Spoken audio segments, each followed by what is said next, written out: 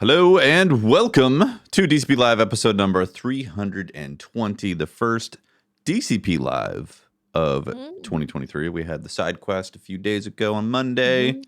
There was Firing Range was yesterday. Retros, everything. Bringing the hits. Full week at DCP. Back to back. My God. I'm already exhausted. Need a break, yeah, right? I haven't done it yet. Time for a 2-week break. Well, it's like when you get back to work, isn't it? You get back to work, then you have another break, another public holiday coming up. Something's up.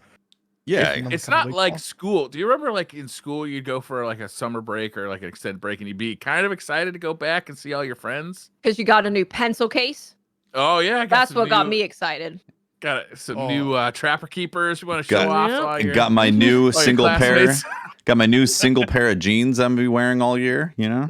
Yeah, right? new backpack maybe, new notebook, new stickers. For me, it was probably like I was stuck on a video game and there was no internet, so I had to ask people, like, please, how do I pass Zelda? Anyone know? My brother's friends would call the house asking me for tips. He was Really? Yeah, he's 10 years older. Funny. He's 10 years older than me, so all these teenagers would call, be like, they didn't call me Tefty, obviously, but I'm gonna say Teft. Put your brother on. Tefty there, yeah. How do I get past this thing in Zelda, bro? It's not like that as an adult, though. You know, No. when you come back from vacation, you're not like excited to show off your Trapper Keeper and your new jeans and your pencil case. Right. Yeah. Straight back into the emails. Right. I think the thing that I was blown away by when I was in school, and I was blown away that like college gets, what was it, like 2 months? You get like all of January off, right? Oh Uni- yeah. uni- Oh yeah. You like get big uni, breaks. In yeah, college. it's like 3 months. Yeah. You think for all the money you're paying, you get like more school, but in fact, you get less. Yeah, that always tripped me out. I'm like, we'll see you in February? I'm like, okay, wow, this is new. Anyways, My favorite thing about college was coming home for Thanksgiving break. That was a good night. Seeing everybody for the first time, getting a big party going at the bar. You guys never did that? Like the big. No, okay, maybe Nah, that's bro. just, Yeah, Thanksgiving over here. yeah, Thanksgiving. I've only celebrated Thanksgiving for the past like 6 years.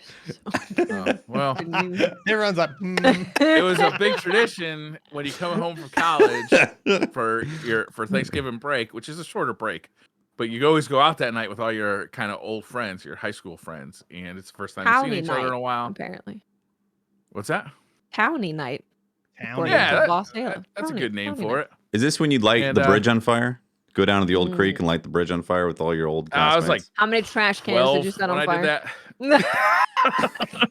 it says the bonfire on the beach that accidentally catches fire or something. Got it. Okay. There you go. Get in a fight with Ralph Macchio on the beach. You know, little punk trying to steal my Is girl. that your neighbor? What Is it that a now your dick. neighbor? Your grass guy? Yeah, Ralph Macchio is your neighbor. That's where it all started, down on the beach. Been feuding ever since. People don't really travel here for like uni or college. Like you usually just go to your closest college, uni kind of deal. Really?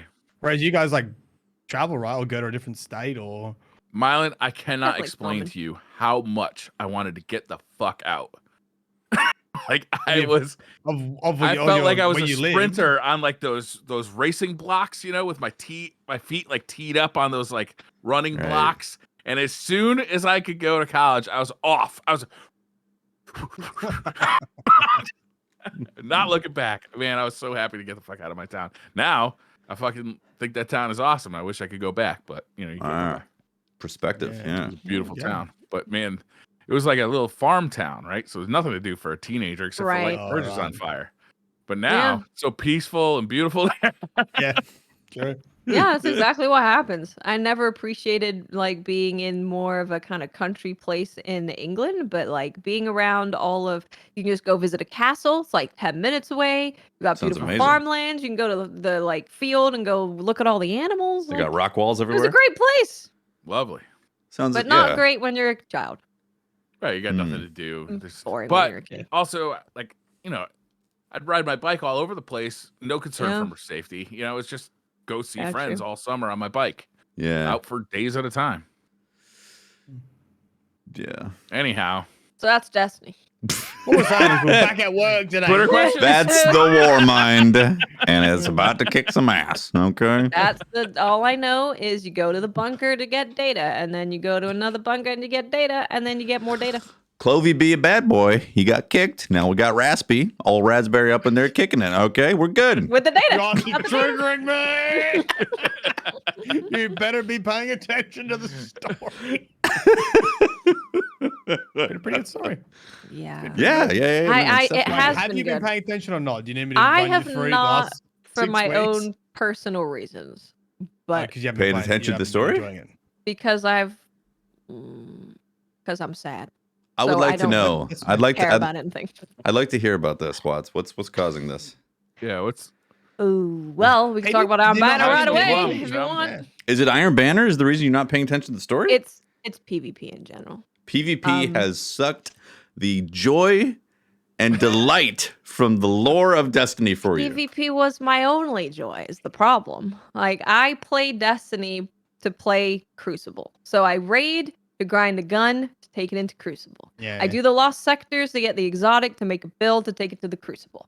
So Yeah. if the Crucible is going in a direction that isn't great and the goals that Bungie have stated do not align with mine and my experience is awful, then I don't have interest in doing the raid to get the loot. I don't have So- interest in really paying attention to the You're like, story. F the Yeah. Traveler. Nobody cares. Pyramid ships be damned. I'm out. I'm Yeah. speaking That's out. fair. Like that was your gameplay loop. Like that's a whole It like, was, function yeah. of Yeah, there's a lot of getting gameplay loot loot. was to take it into Cruci, and if you're not having fun in there, then you got no motivation to play other aspects of the game, which is like Destiny's whole thing is like go do things that you probably don't like so you can get the gear to take it into stuff you do like. You're not wrong. No matter Destiny, what part of the the game you like. where you have a That's job Destiny. that you don't want to do. A lot of It's a full-time MMOs are job, like too. that. And that's what Destiny kind of is. You go collect this crap. Okay. You do it, or else you don't progress the story. I have been in the position where the thing to progress requires me to go do activities every week because I'm not doing the activities to get the thing to fill up in the bank to have to go and spend in the thing. And I find myself slightly reluctant every time that happens. I'm like, I did play Gambit though. I could I do loved it. this, or I could just tune in and watch Mylan's video about it. Well, yeah. Or I could just spoon feed it to you on the podcast. You're like, oh, now I know what's going on. Nice. I don't even have to click on anything. yeah. It's like a front row seat. I will say, Watts, it does suck. I'm sorry to hear that it's gotten, it's dire straits for you at this point for the PvP side. Sucks. It does suck. It's definitely like there's been a few games that I've loved and it's all been for PvP and then they've ended up making changes that just don't align with what I enjoy and that kind of happens. So for me, I would never be like I'm quitting Destiny because the campaign was still incredible and I love doing that. I love doing raids and I'll do them like 3 times. Same with dungeons. And the worlds that they craft and the music that they use are all incredible experiences, but I just don't have any reason to like grind stuff out. Right. Yeah. The lore apparently is pretty good too.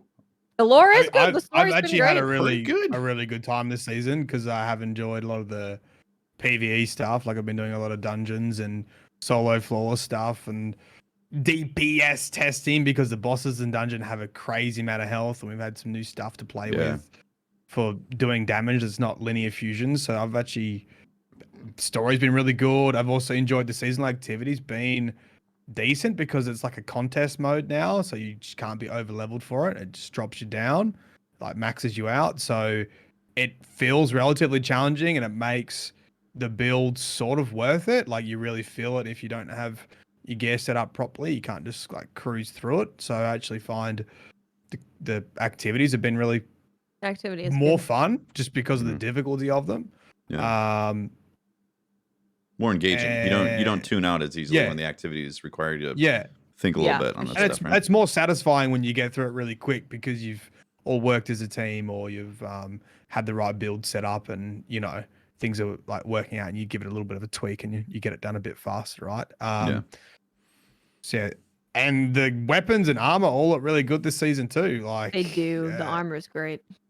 And red borders have been easier to get as well. So I've been deleting a lot of them. yeah, yeah. And like, there's some cool stuff in there with the new machine gun with like target lock and force time to charm. We did stuff like one phasing Rolk with all hunters with Falcon and volatile rounds, like just blowing him up. Nice. Like, so there's a couple of things I've been chasing too, which has been nice. Nice. So yeah, I'm on the complete opposite end. Probably because my end goal isn't being PvP. My end goal is like, I've been chasing stuff to do like boss damage and DBS damage and Right. dungeon. Do you like stuff, the PvP right now? Or is it are you indifferent? Like you could care less? Like, sure, whatever. I've actually been having a good time in comp when I can get a game. And that's the matchmaking stuff, right? Matchmaking is a problem. So they change matchmaking rules, and then it's even more stringent because you're in Australia, right? Yeah. Yeah, like if I'm streaming my normal time frame, which is like morning for like during the day in Australia and night time for the US, I literally can't get comp games, or I match the same people. That's So, really like, that's really unfortunate. Even in like, because even in like the US, as you get higher throughout the ranks, also can't find games, and that's in like the most populated area. So I can't even imagine. Yeah. So I've enjoyed the challenge of comp, but of course, once you start facing like the same people over and over again, like I think I played one match, and it was another streamer in it too. We matched 3 times in a row. Wow. And we lost all 3 times. At that point, And I was like, okay, I'm gonna have a break from this. At that point, it's like playing private matches, being like, again. Playing private matches against people you can't beat. It's like, what do? You're like, there's 3 people I can match are better than me, so I guess I'm leaving. Yes. And obviously it was solo too, so it was just like I was literally tossing a coin. If we got that one god player that was carrying the other team, if they were on my team, then we would win. If they were on our team, we would lose. Like, That's so hilarious. And I'm sure we'll get to Iron Banner and we'll have a good chat about that. I actually had fun on Iron Banner. But we can Let's actually talk about that. Do you want to do it now, or do you want to start with it? Yeah, Start with it, and then we can relax with some lore. Exactly, because Okay, we're already sure. talking about the state of the game and PvP. We might as well get into it and start talking about Iron Banner. Yeah. Because it's very different, or not very different, but So, different. do you want to start with the good, or do you want to start with the what? Do you want to go first, or shall I go first? We could talk about the general mishaps, Sure. but then jump into more stuff. So this time with Iron Banner, so the mode I think can be fine, but the mishaps with Iron Banner is, one, the grind that they want you to do this time around is pretty hefty. Yep. It's quite a big grind. They put one of the They are most unique changing that, shaders in the game. Behind a second reset, essentially, because you have to get to the end of the second. Which made a lot of people obviously want to play Iron Banner, but because they were not having fun in Iron Banner, they started doing other ways to get that shader that maybe don't involve just playing the game. So, and then also the other problem was that there was more loot from just regular Crucible, the blowout rocket launcher, Oh my god. Yeah. than Iron Banner loot. So not Yeah, only that's were you rough. sitting in a playlist that you probably weren't enjoying to get a shader that's going to take you hours upon hours upon hours to get, but you also weren't getting loot drops from playing the mode. So what were people doing to get around this? What was? There was a couple things that people were doing. They were getting into a 6 stack and then just letting the other team cap and then just play it like Clash. Because obviously you don't get any points for killing people. So some people were just going in there. It's like, you cap, and then we'll just like play it out like a Clash match, and we will lose eventually. We'll get mercied. Some people were AFKing. Whatever it was to lose as fast as possible. Even though you got less points for losing, it was still quicker than playing a full game and winning. Right. If you did the averages of it, like if you could get through more games losing and make more points overall than if you just played and won. Right. Like an average mercy was 3 or 4 minutes, and then an average game to completion was like 8 or 9 minutes, right? And the only difference was it was like less than 100 rep between the winning and the losing. Oh yeah. It was like that's a small difference for the amount of time investment compared to. I definitely feel like the unique shader with the grind for it in a mode that hadn't been tested yet. Like it was like I'm really glad we're getting different modes and they're testing modes, but I feel like it's tough when you put something you know is going to be very desirable because it's a unique thing and the Destiny community is very big on collecting and fear of missing out.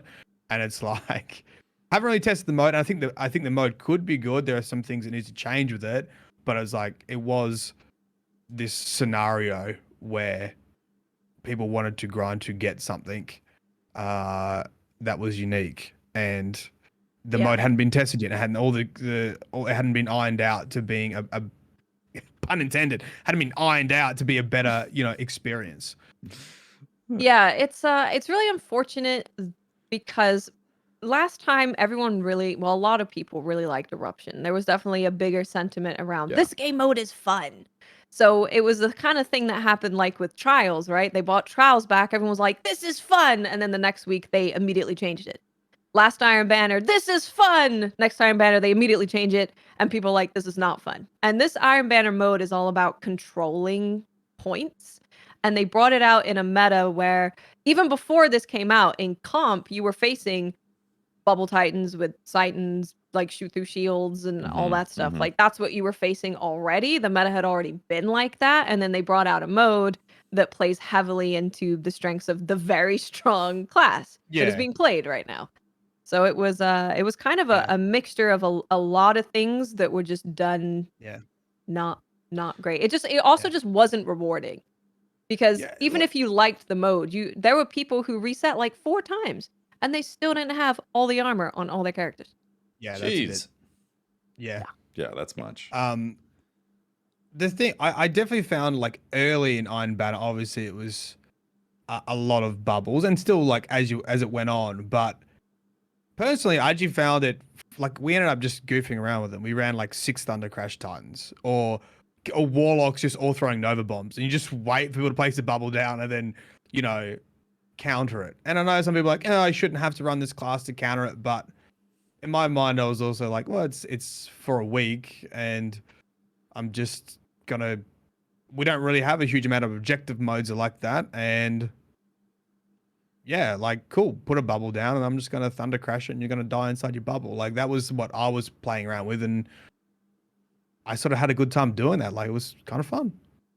Yeah, and then we actually had a whole team of all 6 bubbles, and of course we matched them again, and they changed their strategy because we are on stream. It was like the first game I got 6 Thunder Crash. Like, guys, just wait for the bubble. We're gonna take turns at Thunder Crashing just to goof on these dudes. They had all 6 bubbles. And they just got destroyed because everyone was just like flying in.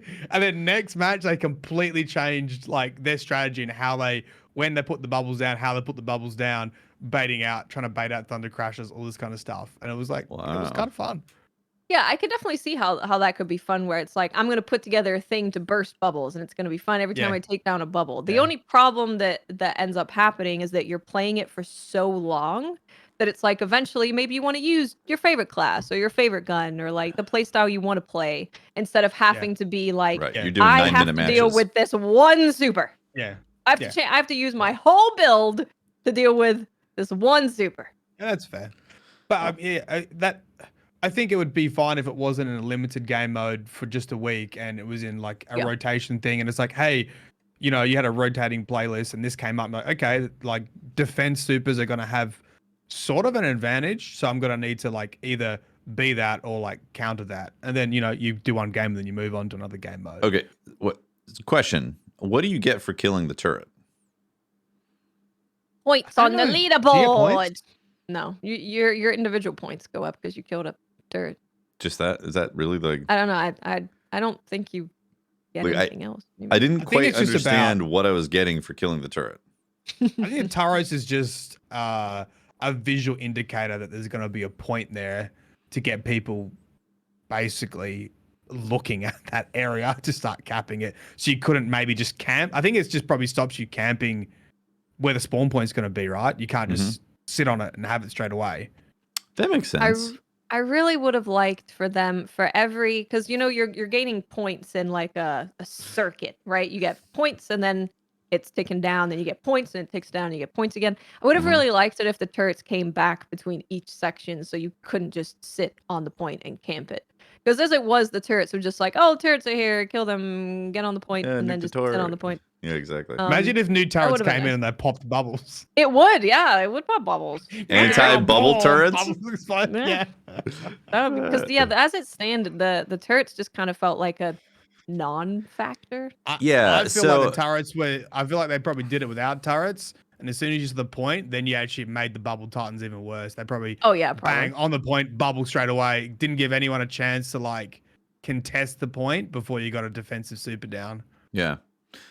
For me, I kind of wish they would have explored a bit more than just one single turret on a point that showed up after the 3 cap points. Because Me it's like too, yeah. you have this whole concept of Keitel is now helping Saladin, or he's part of the Cabal now, and I just feel like they could have explored so much more potential in how they change things to Yeah. integrate Cabal type of stuff for the game mode. I didn't mind the game mode. Like I said, Yeah. I killed some turrets and I was like, what am I getting for this? What's it's like, okay, all right. Games are going long, but it's fine, whatever. But yeah, I think that was my main complaint. I obviously saw bubbles. I didn't mind it as much. If I had been playing long sessions, then I definitely would have been annoyed. But I'm not gonna do that right now because I don't really like the PvP in general. So Yeah. That's Yeah. the best thing to do. I would have also there's so many things where there were missteps. Like because also they made it be stasis or void for the challenges. Yeah. Where Which- they should have Yeah. thought it's a capture mode. Let's make it not void because of Bubble Titans. Let's make it not solar. Maybe Mhm. they do like arc and stasis or something. I don't know. But just that, like, I don't know why you would have even picked void and stasis for those two things. I think that was kind of a misstep as well.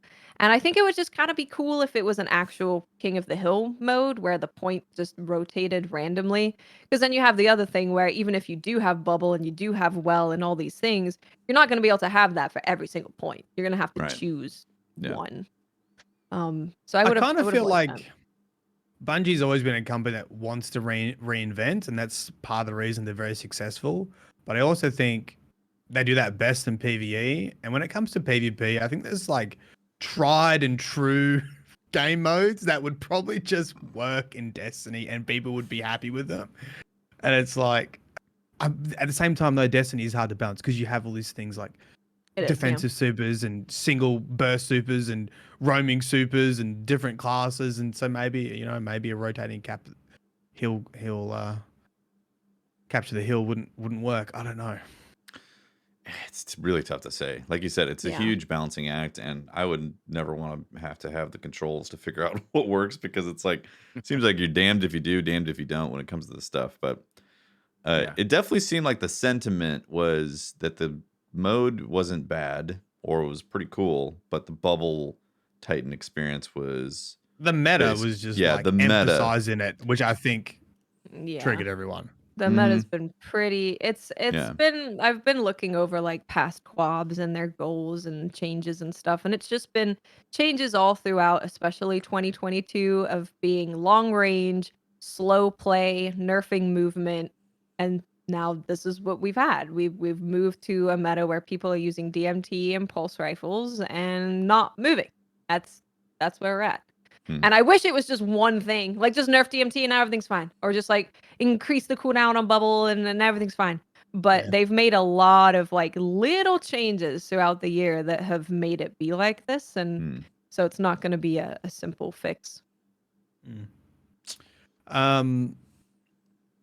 Talking about look, I haven't said anything on Twitter about my thoughts on intentionally throwing Iron Banner matches because I'm pretty sure I'm in the minority, but I will say it here. And look, I think I'll take a bit of flack for this, and that's okay. We can disagree on stuff. But I have a pretty strong opinion about throwing games in PvP. And a lot of opinions I've seen is like, yeah, Bungie deserve this because of how bad PvP is. And I'll just give you like a couple points. I think if you're not enjoying the game, you should be towards apathy rather than anger. And this is what Bungie like are super scared of and acknowledged in their like PowerPoint presentation is like angry players keep playing. It's fine. We've got the engagement. And guess what? Angry players about Iron Banner that are AFK farming are still going to be there. They're still going to stick around. They've logged into Destiny. They're probably going to get Lightfall. Apathetic players, which is where Watts is now, is stop playing the game and are like going and playing other games. And the most times the time we had the most change in Destiny was when we had apathetic players and we had a mass exodus of players from Destiny, and Bungie's like, holy shit, we've done the projections, we're gonna be out if we don't make changes. They got rid of microtransactions, or they limited microtransactions, and they probably delivered the best expansion that will ever happen, Forsaken. Yeah, true. With loot and experience and all that kind of stuff. I feel, and this is like, there's two parties involved here. And I think Bungie is right on the line now. They know how much to just give the bare minimum to keep people hooked into Destiny. Yeah. And I think Iron Banner was almost an example of that. It was like cool, unique shader out of like at the end of 2 resets. And this is why I sometimes feel like I'm in an experiment, because of like, they know their player base. They know people, regardless if they're enjoying it or not, will play Iron Banner to get that thing. Well, they also they didn't say when the next Iron Banner was, and there's also only 2 Iron Banners per season this year. Yeah. Which compounded the that problem. The fear of missing out is just huge. It did compound it. It did, yeah. Not knowing, like, will I be on vacation? Will I be doing something? Will I be busy that week? Maybe this is the only week that I have to get this thing that I want. Yeah. Yeah. And so it's hard when you like try to get people to be apathetic about a game that they've already had a lot of time in. They've got the sunk cost fallacy on top of that. They've already spent years probably playing it. To get them to break that cycle, and it's much easier to be angry about something and do like an AFK farm than it is to be like, you know what, I'm gonna make sure that when I play a game, I enjoy my time here, and if I'm not enjoying it, I'm gonna go spend my time playing something else, because that's what games should be about. Yeah, that's what happened to me a few years, basically. I mean, I think it's 2 years at this point. When it came to the PvP side, I was like, I'm not having fun playing the game's PvP, so why subjugate myself to these emotions? Why do it? Yeah. I'm just not going to do that anymore. So I'll check in from time to time to see if I do like it. But most of the time, after a bit, I'm like, oh, don't like this. No thanks. Yeah. And I think the second big like argument I had with my own Twitch chat about this is someone said, well, we're not hurting you if we're doing a 6 stack and losing, right? Because you're getting Iron Banner rep quicker and getting your loot quicker. And my rebuttal to it was this. I don't like when people assume that they're not having fun, which means you're not having fun. Yeah. Because you don't like Iron Banner doesn't mean I don't like Iron Banner, because that was actually having fun goofing around. Another thing is, just because you're motivated solely by loot doesn't mean that I'm motivated solely by loot. And even though this is my job now, and I'm sure Watts is the same, but I sort of prioritize experiences over loot. I prioritize Solid Floor's experience, day one experience, having something funny happen in Crucible rather than just a loot. And I definitely admit that's part of being a content creator, because, you know, that's where I like to create content, is cool stuff happening on stream. But also, even though I play games a lot, like I had a night off streaming and I wanted to play games, and my mates were pretty much AFK farming Iron Banner. I was like, I don't want to look at a screen and get loot. If I want to do that, I'd fucking play a mobile game. Like Destiny community is so against mobile games. Literally 90% of you sitting in Iron Banner looking at your screens AFK farming. That's a mobile game. It's kind of turning more into a one. game. Get in, do your dailies, started with the loot cave, man. Pinnacle, started with the loot cave. Yeah. So I don't generally agree with like Bungie, you know, you made us do this. I think there is some responsibility on the player, but I also agree that Bungie has made this culture of very strong fear of missing out, very strong loot motivation, external motivation to play the game just for the loot. And I have to do things that I don't like to get the loot, otherwise I miss out on the loot, and then I can't do the things I do like doing. So there's definitely responsibility on both sides. And I don't know. I don't have the solution for that. It's a complex problem, because it comes down to whether or not people are willing to AFK through games to get a shader. Are you willing to do that? If you are you part of the problem? Or is it Bungie's problem? Is it both? The value in that shader. It's definitely both. And I think in general, I would like people. I think AFK farming and PvE content is different. It does annoy me when people are like, I'm not harming you. I was like, well, I play a lot of games and I still value my gaming time. And when I get on, I want to play. I don't want to look at the really screen. understand how somebody can justify it doesn't harm you. I mean, you're definitely harming the experience of playing PvP if you're... For sure, yeah. Yeah. Well, because I think for them, their motivation is just to get the loot. And they think that you're not having a good time because I'm better. So they think that they're doing you a favor. And they can't see that maybe someone is enjoying that sandbox. And even if that's a minority, which like I said, I think I'm probably in the minority with enjoying that. It does show a lack of like empathy for your fellow gamer that they might be having fun. Yeah. The other thing with Iron Banner was I think connections were worse kind of for most people than usual. Yeah. Like I have not died to so many melee kills from a man across the map and since like D1, I think. Why But why so is that, you think? they have skill-based matchmaking in the game, and we know from the TWAB that they put out before they brought out skill-based matchmaking that their idea of loose skill-based matchmaking, or what they want to achieve with skill-based matchmaking, is for every game to be within less than 10 points of one another. So in Control, the max will be 150 for the winning team, 140, but they'll prefer it to be like 150, 145. Like that's how close they want it to be. But then they also introduce team-based matchmaking, this Iron Banner. So it's looking for the perfect skill and now the perfect team size. So it's an extra layer of, and from what I've seen that Bungie tends to do, is pretty strict matchmaking parameters. And we're playing a game that has, we're on peer-to-peer. It's never going to be great.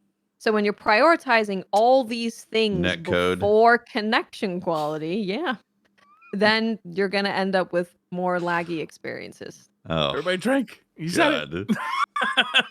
What you said right there, like the strict enforcement of having games go 150, 140, it sounds like pain to me. Well, this is the thing, right? No matter what your skill level is, you are going to be having an intense experience across the board in Destiny's Crucible now, because they're putting skill-based matchmaking everywhere. So I can use like League of Legends for an example. You have ranked where you're doing super sweaty. You have draft where you're like, I'm testing out some new stuff, but I'm still trying pretty hard. You have blind pick where you're doing like much more chill. You're kind of dicking around. And then you have another mode that's just like a pure party mode. Where now in Destiny, we have the skill-based matchmaking mode, and then we have like Mayhem and Scorch Cannon, which you can't really interact with Destiny's really good gunplay and stuff in those modes. So those are your options. You have ranked, and then you have like heavily strict skill-based matchmaking across all the other modes. There's nowhere to just like, there's no varying experiences across Destiny's PvP anymore. It's crazy to double down so hard on that and then not put dedicated servers to make sure the experience is good. Because like for me, I don't care if I win or lose, but if I get meleeed or shot around the corner all the time from things because of some garbage SBMM enforcing lobbies that suck, I'm out. Not having fun. This is the thing. I got meleeed so many times. I saw in the feed, I die from a melee, and then it shows you where the person is, and they are like on the other side of the map. They are nowhere near me. So I was just like, is that cheating? Okay, no. If you watch Fallout's video, the Iron Banner experience, it is just video after video after video of people having that exact same experience. This was And it's kind of brought me to the conclusion that I just don't think Destiny is a game that can have so many strict matchmaking parameters. No. Like all of these things sound great, like team-based matchmaking and making sure there's loose skill-based matchmaking so that the 9 and the 10s don't find the 1s and the 2s. Mhm. That sounds awesome. Got that from True Vanguard. It's a good way to put it. But yeah, that all sounds great. But we're in a game where even when it was connection-based matchmaking, there was some iffy stuff going on, right? Because you Mhm. can't make everyone's internet perfect. Yeah, or you But have a yeah, team that has everyone around the world connected to it. So exactly. Yeah. So it's just really brought me to the conclusion that I don't think Destiny can just have all these matchmaking parameters. Well, The player you base is too can small. if you've got a big population. Yeah. true. Exactly. And Destiny hasn't done anything to address the population concern, which is like give people content in PvP, give people reason to play PvP. Yeah, this is And the play thing, it, right? not AFK farm. Yeah. Well, this is the thing. It's like we're putting in all these, and I assume this is to help, especially like newer players or players who are like PvE players that kind of visit PvP sometimes, but they're doing nothing to make PvP enticing for anyone except people who just enjoy the PvP experience. So and also the new player experience isn't great. Like there's a lot of work that they have to do to make new players and PvE players just want to go into Crucible besides the 3 games for Pinnacles. And they're not doing that. Someone mentioned in chat, I think it was Josh, and I completely think something similar. You know how like companies and businesses all like share leadership to some extent? You know, once you're at that sort of level, they just switch companies, la la la. And you get like trends happening, you know, like in office workspaces, like, okay, everyone has like open offices now. And even though everyone's like, bro, this is so distracting, fucking Karen behind me won't shut the fuck up. Like, I'm trying to get my Fucking work shut done. up, Karen. Shut up, Karen. I feel like the gaming development has gone through something similar. Someone's like, guys, we need SBMMM because it happened in COD, like new games, like everyone needs SBMMM. It's how you like someone's shown some presentation somewhere to all the CEOs of How you game keep companies. the players around. This is how you keep playing. This is how you keep retention. You don't make money from existing players. They're not meaningful. Like, you know, something. This is my conspiracy. Probably And with every game's coming out with SBMMM. Probably with a dash of esports in there too, being like, well, esports, you know, exploding in all these arenas, people $1 million prize, you know, if you get on that train, you know, you might catch this wave or something. Got to have SBMM for the proper esport thing, you know. Yeah. Yeah. Remember, it just seems remember when this has been Destiny going on? Remember for as when long people as I've thought been Destiny? on YouTube? I remember talking about this with Modern Warfare 2. You know, like skill-based matchmaking is. Guys, this is getting tighter and tighter though. We've been talking about this exact thing from the connections to the SBMM since like 2015.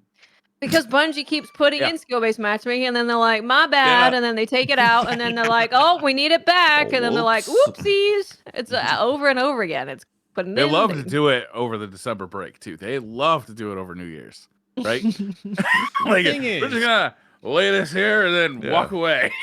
You guys figure it out. It's a throwback. Yeah. What I would love to see what the data is saying about this. I like, would love yeah, it. same. I know what player retention is like since introducing SBMMM. And the fact that they're doubling down on it sort of makes you think that, I don't know, maybe they're keeping more players. Yeah. That's what I said. Yeah. Maybe they're keeping the majority of players that are in the middle who are getting better games, and the people who are rusted on like us, who have been playing Destiny for years, are not having a good experience, but it doesn't quite matter in the whole scheme of things. It must be that, because there's no reason for them to keep something in the game that would actively push people away if it was really pushing people away. It's just, it's pushing vocal people who play the game a lot away. So the thing, I'm not even vocal anymore. I've kind of lost hope completely. Yeah. I played 3 games of Crucible today and then I left. So now I am that person who used to, you know, the PvE players used to do that. They used to play PvE and then they go grab their penny and they leave, but they're still playing the other parts of the game. I'm not. I just left and went and played something else because it's miserable. This is probably the least fun I've ever had playing Destiny. Yeah. I've never really reached this point before. I would love to think that we're at, well, sort of think that we're, you know, we're someone somewhere's got a graph and it's all going down, and they're reaching crisis stasis, crisis positions, like There's they were just Band-Aids before everywhere. Forsaken, and they're gonna go, you know what? We're just gonna get a huge overhaul. We have a PvP summer. We're gonna make all these changes and bring it back to life. But it's like I feel like we've just let it sink. Let it go. I feel like that graph is being printed out on like a dot matrix printer in like an office that is no longer habited by anybody, and it just keeps printing and printing and printing. But there's nobody that ever goes into that office and looks at the printout. It's got automated AI beings making decisions, going off. Someone's data gonna models. walk in and go, "Oh my god, PvP's bad." Wait, people are still paying PvP? I will always say that I'm totally fine to, if it ends up if this is the best decision for Bungie, and Bungie are keeping more players in PvP, and they're interacting with trials now and comp, and they're filling all these playlists, and that's going to make them more money so they can keep working on all these other games, because I want to see what else they're working on, and this is best for them as a company, then that's great. I will interact with Destiny, like doing the campaign, doing the raid, I'll check the PvP every now and then, and I'll play other stuff. Like that's fine if that's what's best for Bungie. I'm just saying that as a player, I've no desire to play probably until Lightfall. Well, they had that graph, right? Or the what was it, Mylon, you were talking about that you were referencing? They had an actual the presentation, Yeah. which was on how to from keep some players developer playing, right? conference. Yeah, well, they showed a graph which was after DT launched, and they obviously were losing players who, as I say, were apathetic. They weren't angry, they weren't engaging. They were like, I don't care about Destiny. I'm going to move on. Mhm. And they projected that if we didn't do something, the game's going to die, and that's when they made all those Actual changes. dead game. Yeah, actually, we need. They were we really need to close do something. to Anthem. going Yeah. under. I think they said they were 3 months away from failure. Yeah. Wow. Closing the doors. Wow, was that close? Really, really close. Yeah. Wow. Yeah. Really, really close. Yeah. This And they was said- at the end of Destiny Year 1. No, sorry, Destiny 2. Destiny 2, that Yeah, first Destiny year. 2. The year that Briar likes. Yeah, my favorite year. The year that Briar looks fondly upon, being like, can we Yeah. go back to those days? I had a But good time. I guess the comparison is obviously it doesn't look like that.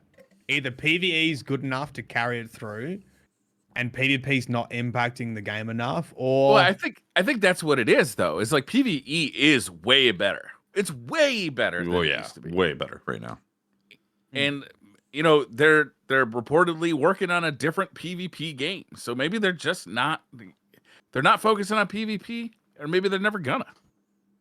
that's kind of That's what I tough to think. say. Yeah, maybe. don't Also, the chase for the shaders, the titles, the triumphs, those type of things seem to have captured a certain type of player base that heavily engages with that as well. I'm not one of those people. I could care less about getting the title for the season or whatever, or even the shader.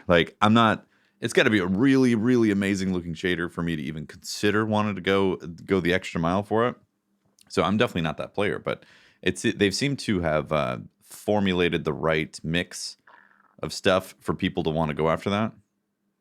Yeah, Because the numbers, definitely. because like I said, if the numbers were sinking, they would make a change, but they're not because they keep doing the same stuff or similar type of chases. Exactly, and Right. I think they've gotten so good now of where that line is to keep players around, that they sort of know what they need to add to keep that player retention just enough. And the thing is, you just need to keep people playing until the next Next DLC, release, till the next right? expansion. Yeah. Right? Next drop. That's all you need to do. And Destiny just does enough all the time. Just enough to keep you there. And there's so many things that are stopping you from quitting altogether. Like your friends are there. You've already got so many hours and time put in it. It's a great feeling shooter. There are definitely aspects of it you like. It's never catastrophic enough. But I think PvP is probably catastrophic enough to push people away. So I'm sort of interested to see. Well, Watts, you've been such a diehard player that this is really a first for you to cross that line to It be is. you don't know if you're coming back to it.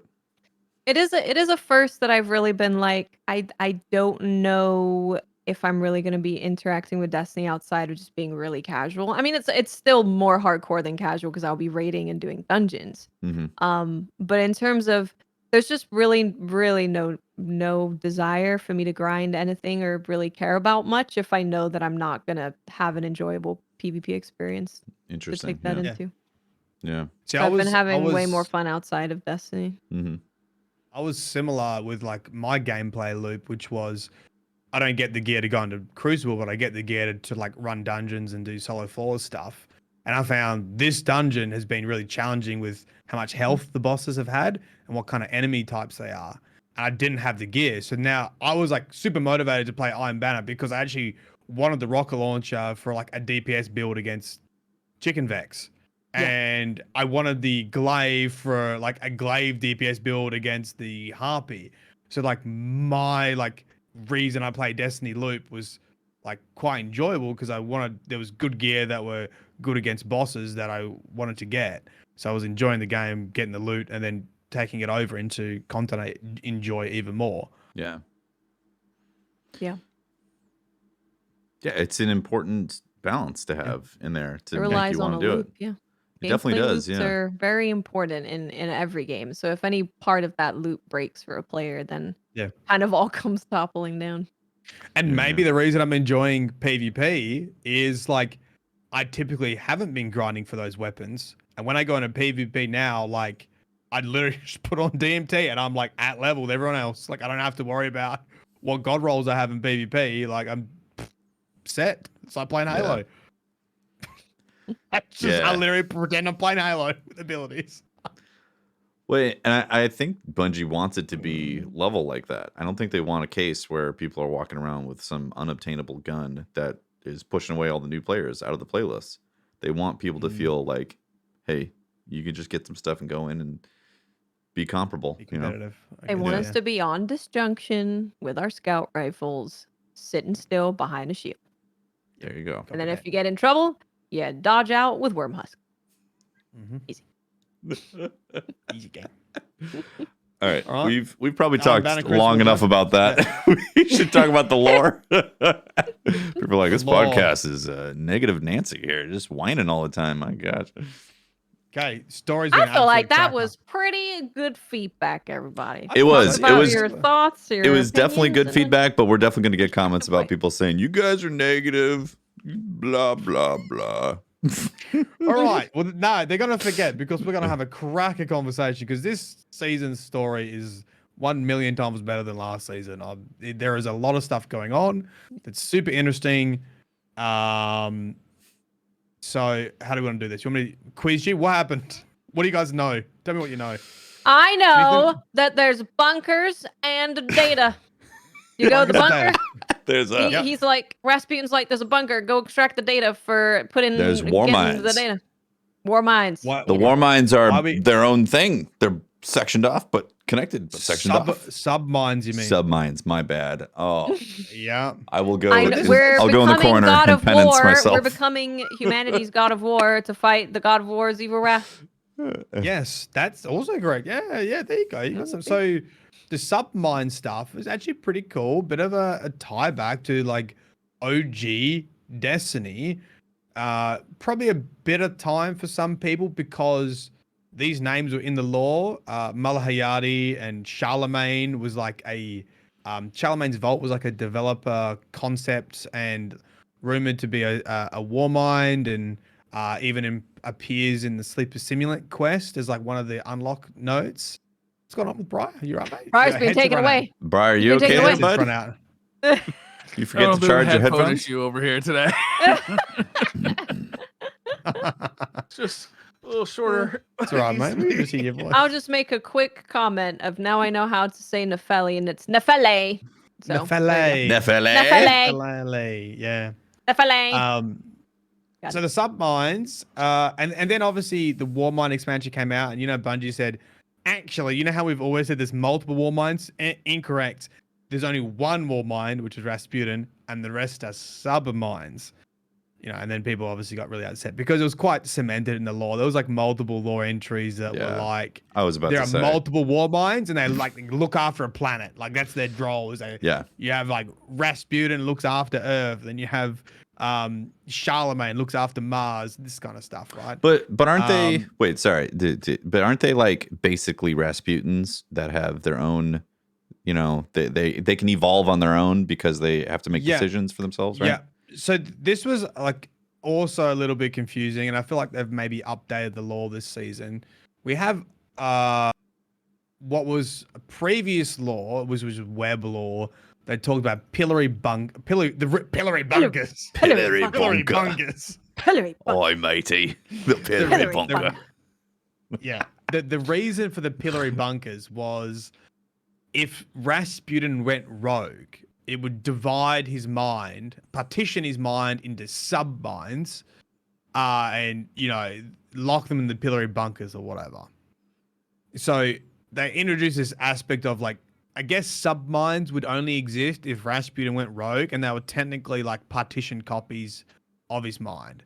But obviously he didn't go rogue and we still have sub-minds. So then they sort of introduced a new concept this season saying that sub-minds were essentially backups to restoring Rasputin in the case that he had some catastrophic failure. And they were copies of like sections of copies of his mind that then went on to develop by themselves. So they would be more powerful than like a colony ship AI or whatever, but technically have Rasputin's original code within them, but could function independently of Rasputin. And that's the whole premise of this season is we're trying to restore Rasputin out of the engram that he got put into after he tried to take on the pyramid ship and got slammed. And we need to restore his code because he's sort of dying in there. And we need to get the submine data from these submine vaults. Malahayati had previous law. She was actually in the Cosmodrome, but we go to the moon because apparently Cosmodrome had been raided and the backup was on the moon. So that's why you have the moon vault. Charlemagne's submine vault is like a ripple in time, and that's why we've never seen it before, even though it's in like an area we've been to before, which is why everyone's like, huh? What? Why are we like we've been to this vault? Why is this now Charlemagne's vault? And the idea was, it's a time tear. So we're going sort of back to that area to get to when it doesn't make sense, time tear. Yeah, exactly. And the whole reason, and this is also a little bit confusing, the whole reason we're trying to restore Rasputin is not only to get him into the exo frame, but we wanted to regain control of the Warsat network, which is the weaponized satellites that could take out a planet. Yeah. How many possibly be left? There, 1 million have dropped out of the sky. This is true. This is true. He drops them out of the sky. Like if they're that valuable, please stop dropping them. Yeah. Does he just? He's got like a 3D printer, obviously, because they've been so many over the ages. There's been a few up there. Yeah. So we're trying to do that before Ziva Wrath. So Ziva Wrath's back into the play. We're one of the sisters of Oryx, and working with the Witness, and also working with Aramis. So you got House Salvation, Ziva Wrath, who is converting some of the House Salvation using the cryptoliths into like Wrathborn, which has been a nice play because Aramis sort of failed her last mission for Nezarec last season. So she's sort of being punished by watching her troops being converted to like zombies kind of deal by Ziva Wrath, who is also working for the Witness. So you got like this little crime gang going on with, someone hasn't done their job right. So, number 2 steps in, does the job better, punishes them a little bit. And finally, there's another storyline happening in all of this, and that's like this race to discover Neomuna. Right. So Osiris, and the reason why we bring Clovis Bray into the mix, so Osiris is like to Anna Bray, yo, we need to restore Rasputin. And I don't really care about Rasputin, but I care about the data he might have. He might have some information on Neomuna. It doesn't say Neomuna because he doesn't know what Neomuna is yet. But in the opening scenes, he says that the Hidden went to investigate Neptune because of his dream, and they couldn't find anything. And this is why throughout the dungeon dialogue, he's like, "Oh, Korra doesn't trust me. Like, I need to prove that like I'm not crazy." Essentially, he's just like banging on about Korra hates him now, but Looking at he's him differently. trying to work out where this city is, and they couldn't find it. It's hidden on Neptune somewhere, and they've already had people investigate, and they can't find it. So he's like, you know what? Fine, restore Rasputin. Maybe he knows, or maybe the data hidden somewhere in his mind knows, and the only way we can do that is to get Clovis Bray involved, because he would know how to restore Rasputin. So we actually get all this information about submines from Clovis Bray, which sort of starts that, I think for the first 3 weeks, starts that journey about collecting that data and restoring it. Pretty odd that we just like very easily grab Clovis AI, put him in engram, put him into the experimental exo chassis, which we're struggling to get Rasputin into, but doesn't matter. Like pew pew pew, like transfer data, ping bong ping, transferring into exo frame, like and then so he goes, yeah.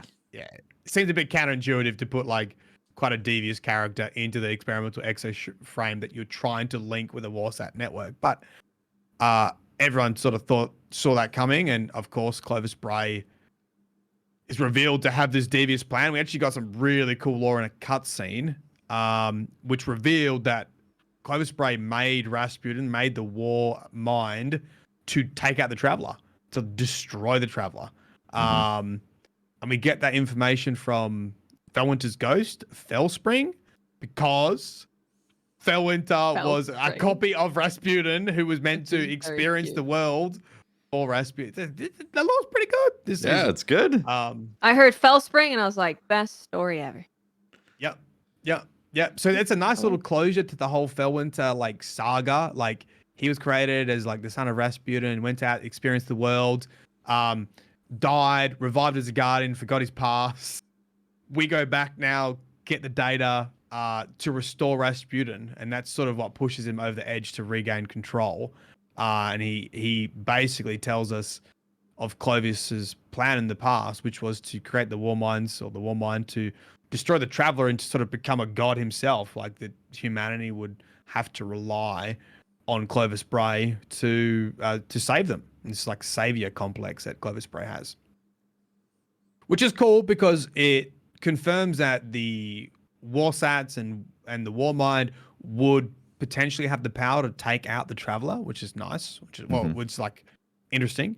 At the same time, it sort of debunks the whole Rasputin crippled the Traveler in the first place, because that's been a long-standing theory that, Rasputin crippled the Traveler to force the creation of ghosts to save humanity. But it acknowledges it too, so it's sort of like, yeah, he could have done it, but it very much implies that he didn't, because he realized this was Clovis's plan and tried to do something else, I guess. Yeah. Right. Where was it going with that? That was the whole like Felwinter. Yeah, the devious plan. The mid switch. Once we get told that, we confront Clovis Bray, and then we have enough sort of restored Rasputin to transfer Rasputin into the experimental exo chassis, which I honestly didn't see was going to happen. The way they were talking, it sounded like Clovis was just going to be this annoying, well, not annoying. I think people like Clovis. No, he's annoying for sure. I don't know why, but anyway, his arrogance. Yeah, he's a different character, so it's fine.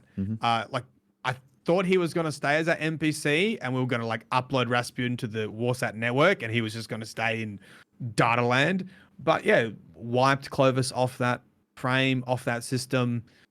Now we have Rasputin in the exo chassis. However, the orbital station we still have not gained proper access to. So we've been up there now. We've got the launch codes. We take the pods up like the Deepstone Crypt raid. We can go in there, but we still need. We've installed a virus, so we can open the back door of the Warsat network, so we can plug Rasputin straight in. But he's basically saying, I'm not restored enough. Keep collecting submine data. Yeah. He does keep saying that. That's what I hear. Every week he's like, the bunker, need more data. I need more data. Got more bunkers, more data. Gotta have the data, man. But then as we were getting more data, Osiris confirms that, hey, we found records of this city, right? Like the even though Rasputin wiped his memory of Nephele Stronghold, which is also okay, hold on, how do I say this? Nephele Stronghold was hinted at in Witch Queen, right? When you do the evidence board, which is just doing like the seasonal activity, when you get to the end of the evidence board and you get your exotic glaives, you get this message about Nephele Stronghold, and no one knows what Nephele Stronghold is. And Rasputin, you ask Anna Bray to check Rasputin's records, and she's like, it's completely wiped. There's no mention of Nephele Stronghold. I don't know what this is about. I suspect that Rasputin wiped his own memory of this. So we've always thought that Nephele Stronghold was going to be Neomuna, and that was his code name for Neomuna because Nephele is like the cloud nymph, and we have cloud striders, and it was just extremely oddly placed. It was so left of field to have the Witch Queen campaign, like seasonal thing, end with this like Rasputin, Nephele Stronghold, huh? So now we know that it actually was a massive hint to where the story was going. Right. And we sort of had confirmation, I think in week 5, Osiris finds these files about Nephele Stronghold in the submine data. So what we assume has happened is the submines were partitioned copies of Rasputin's mind and originally have, I don't know, they must have information about Nephele Stronghold. Rasputin wiped his mind so he doesn't have it, but as we click these submine data, we're actually getting information about Nephele Stronghold, which will be revealed as Neomuna, which I think is where the season's going to, right? We're going to find out So do you think there's Neomuna? You think there's a submine there in Neomuna then? Yeah, so we actually know that they actually gave the creation story for Neomuna as well. This is a couple of weeks ago now, so I can't remember exactly off the top of my head, but I'll give you the broad strokes. It relates to the lore of the dungeon.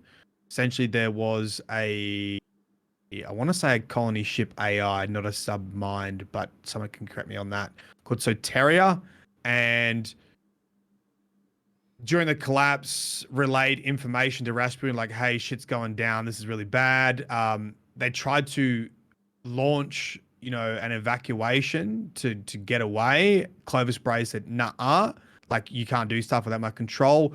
Lock Soteria in the Spire of the Watcher in the dungeon area that you play. This AI has been locked in there, but they did manage to get off a partition of.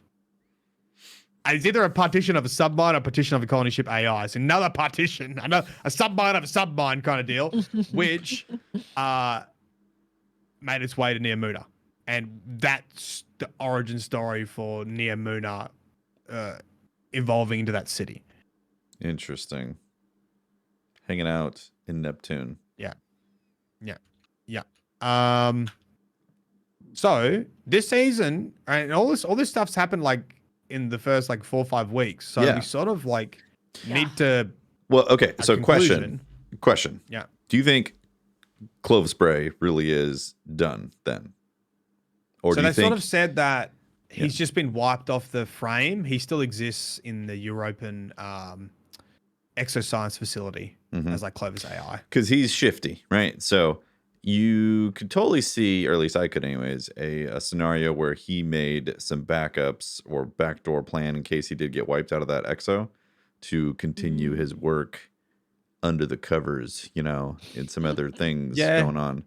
Right? It's possible. He could even team up with the Witness or Zivu or something like that. Well, I think it's really convenient for them to just be like, oh, he's gone now. Now you have Rasputin. It's like, suspicious? Yeah, a little suspicious, a little sussy. That's what's going on. I can't hear Tefty right now. Can you? Yeah, a little bit of a lag spike. Oh, lag spike? You're back. You're back fine. now? You're back. You're back. Yeah. Okay. I was just asking, do you think there's like a possibility that he built a little backdoor, little sussy town type of thing to then do a little surprise Clovey B show up at the end? It could be. I hope I'm fine with Clovis Bray sort of being out of the picture now because it means there'd be a focus on Ziva Arath, and the lore on Ziva Arath is sort of just spicing up now too, which is this week's lore, which is like she functions on war, so every time we fight back, she gets stronger. that's exactly what happened with the Cabal and Torah battle. That's like how they lost their home planet. And Guardians are now in the position that we're in a stalemate because we can't do the thing we do best, which is shoot stuff in the face. Yeah. It's the only thing we do. Like, Gotta figure out another way.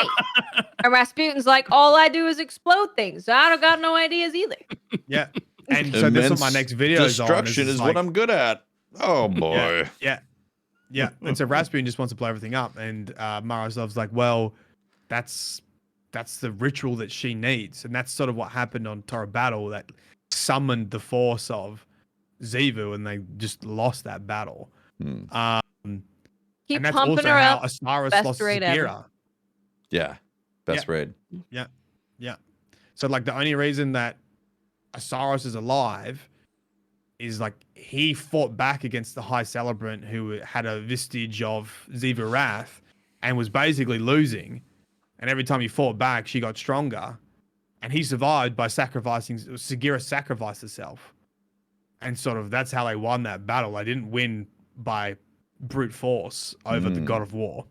Yeah. So now we're in that position, and I'm really interested to see how, in a loot and shooter, how Bungie navigate that storyline.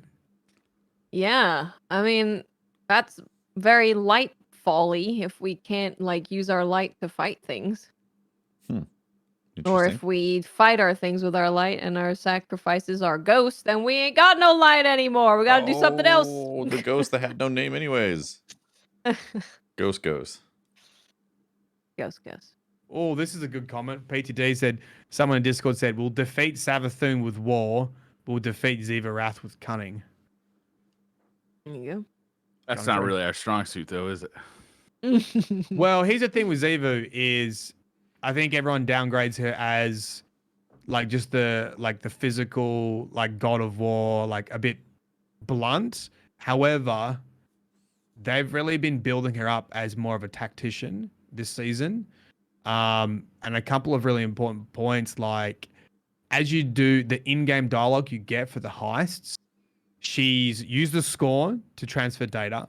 She's tried to upload a virus to the submines to collect data. She's tried to install a Hive soul into the submind to get data. So her attacks are actually quite varied, and I'm pretty sure, I can't remember which NPC acknowledges it, but it might be Mara, says like, don't underestimate Xivu. She's not just this brute. She's a tactician. Yeah. That kind of sounds like we need her sister to come back to life and help us. She's pretty smart. Yeah. You know what? That's a good point, Teft. Ooh, maybe that's how we do it. Be like, Savvy, we need you. Get back here. Can you imagine if this season ends like that? It has been. If we take out all the conversation about PvP, this season has been really good. You know, it's also, so this week also made me think about getting the Vex on our side, because they were talking about the different like groups of Vex, and not all Vex feel the same, and they're like getting rid of the Vex that was fascinating. conform. Yeah. The So that was like, aberrant oh, Vex is, yeah. Asher's gonna come out as a little harpy, and he's gonna like be beep boop beep boop. I got the peoples on our side. I've brought it like Lord of the Rings rides, like Gandalf riding into one of those battles, like beep boop beep. There's a whole army of harpies come over the hill, shining lights. It's the harpies are the good guys. They got out. They're gonna come save the day. They're gonna join us. Explosive harpies sacrifice their lives for good. Those freaking explosive harpies. God damn it. They're fast. Yeah, you can ride them into battle. Hear 'em They're faster squeaking. than I am. Oh, dude. Oy, explosive harpies. I tell you what, that was my bane. Solo flawless dungeon. Nope. Yeah. Explosive harpies. They are extremely annoying. Oh my god. Yeah. Well, I actually made the same note. I made it when all that Vex stuff came up. I was like, ooh, Vex involvement. It's been a while since we've seen the Vex. It's been a while, yeah. It seemed like a little bit of a clue with that radio message, and the dungeon speaks about the factions too. That the witness has control of the Black Garden, Vex faction. So interesting. Yeah. I feel like that's just been conveniently left out. A lot of the hierarchy or like whatever structures that exist in the Vex or not left out, but like haven't been touched upon recently. So because we've been getting so much architecture information about how these different species operate, and then the Vex are like, well, they're data bots. They're like, Yeah, some they liquid never mind. really have their own villain, right? They never have Yeah. their own like Vex villain. They're always even that they're always like a tool for someone else, you know, like Mhm. Quarrier Blade Transform, or you know, Sure. the Salt Device of being controlled by the Witness. And I guess the reason for that is they don't speak, right? So how do you like create a Vex villain like beep boop beep? Yeah, and once they do You will that, die now. they've crossed that line to where now they have like definite places that they, places that they fall on in terms of the story. Yeah. So, yeah. What about the Exo Stranger being like, Anna's I'm a little Yeah. scared and Oh, questionable. that's a good. That's a Yeah, good she was point, yeah. like, she might become like, a lot of her dad is in her. Yeah, they were Yeah. saying that she wants to kind of just go towards her goal no matter what. Like she has that in her mind, and she's like, Yeah. "That's what I want to do." So it's kind of sounding like she's like, "I hope I don't have to Yeah. kill her." Like, you know. Yeah, she was Well, evil you know, in the this is previous Hey, world or whatever. This is a hint at the dark future. So in the dark future lore book, in another timeline, Elsie kills Anna Right. because Yeah. she's sort of turned. So this is an acknowledgement of her hoping like history doesn't repeat or future Yeah. doesn't repeat. I found that very interesting that it was because, yeah, I remember hearing about that obviously she had to kill her sister in another timeline. So her kind of talking about it and being like, I'm really nervous that is the future that we're heading towards because I could see it happening. It's very interesting. Yeah. She's like, I'll do it. I'll cut I'll it. do it.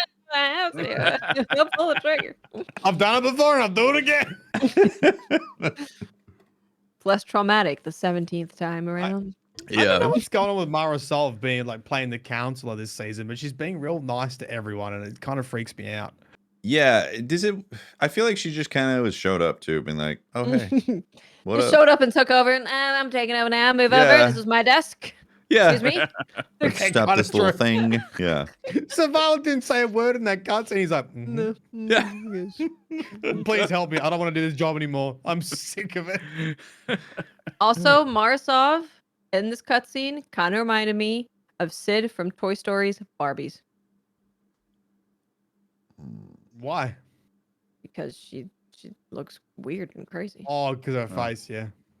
She looks weird and crazy, and her hair is kind Yeah. of similar. She's got that going on. She's got that look in her eye. Yeah. Lack of a soul. Isn't that kind of Clovis also? He's like willing to do anything, lack of a soul. Yeah, Kinda. I don't trust. A lot of any them. characters, a lot of bad guys seem to have the similar tropes going on.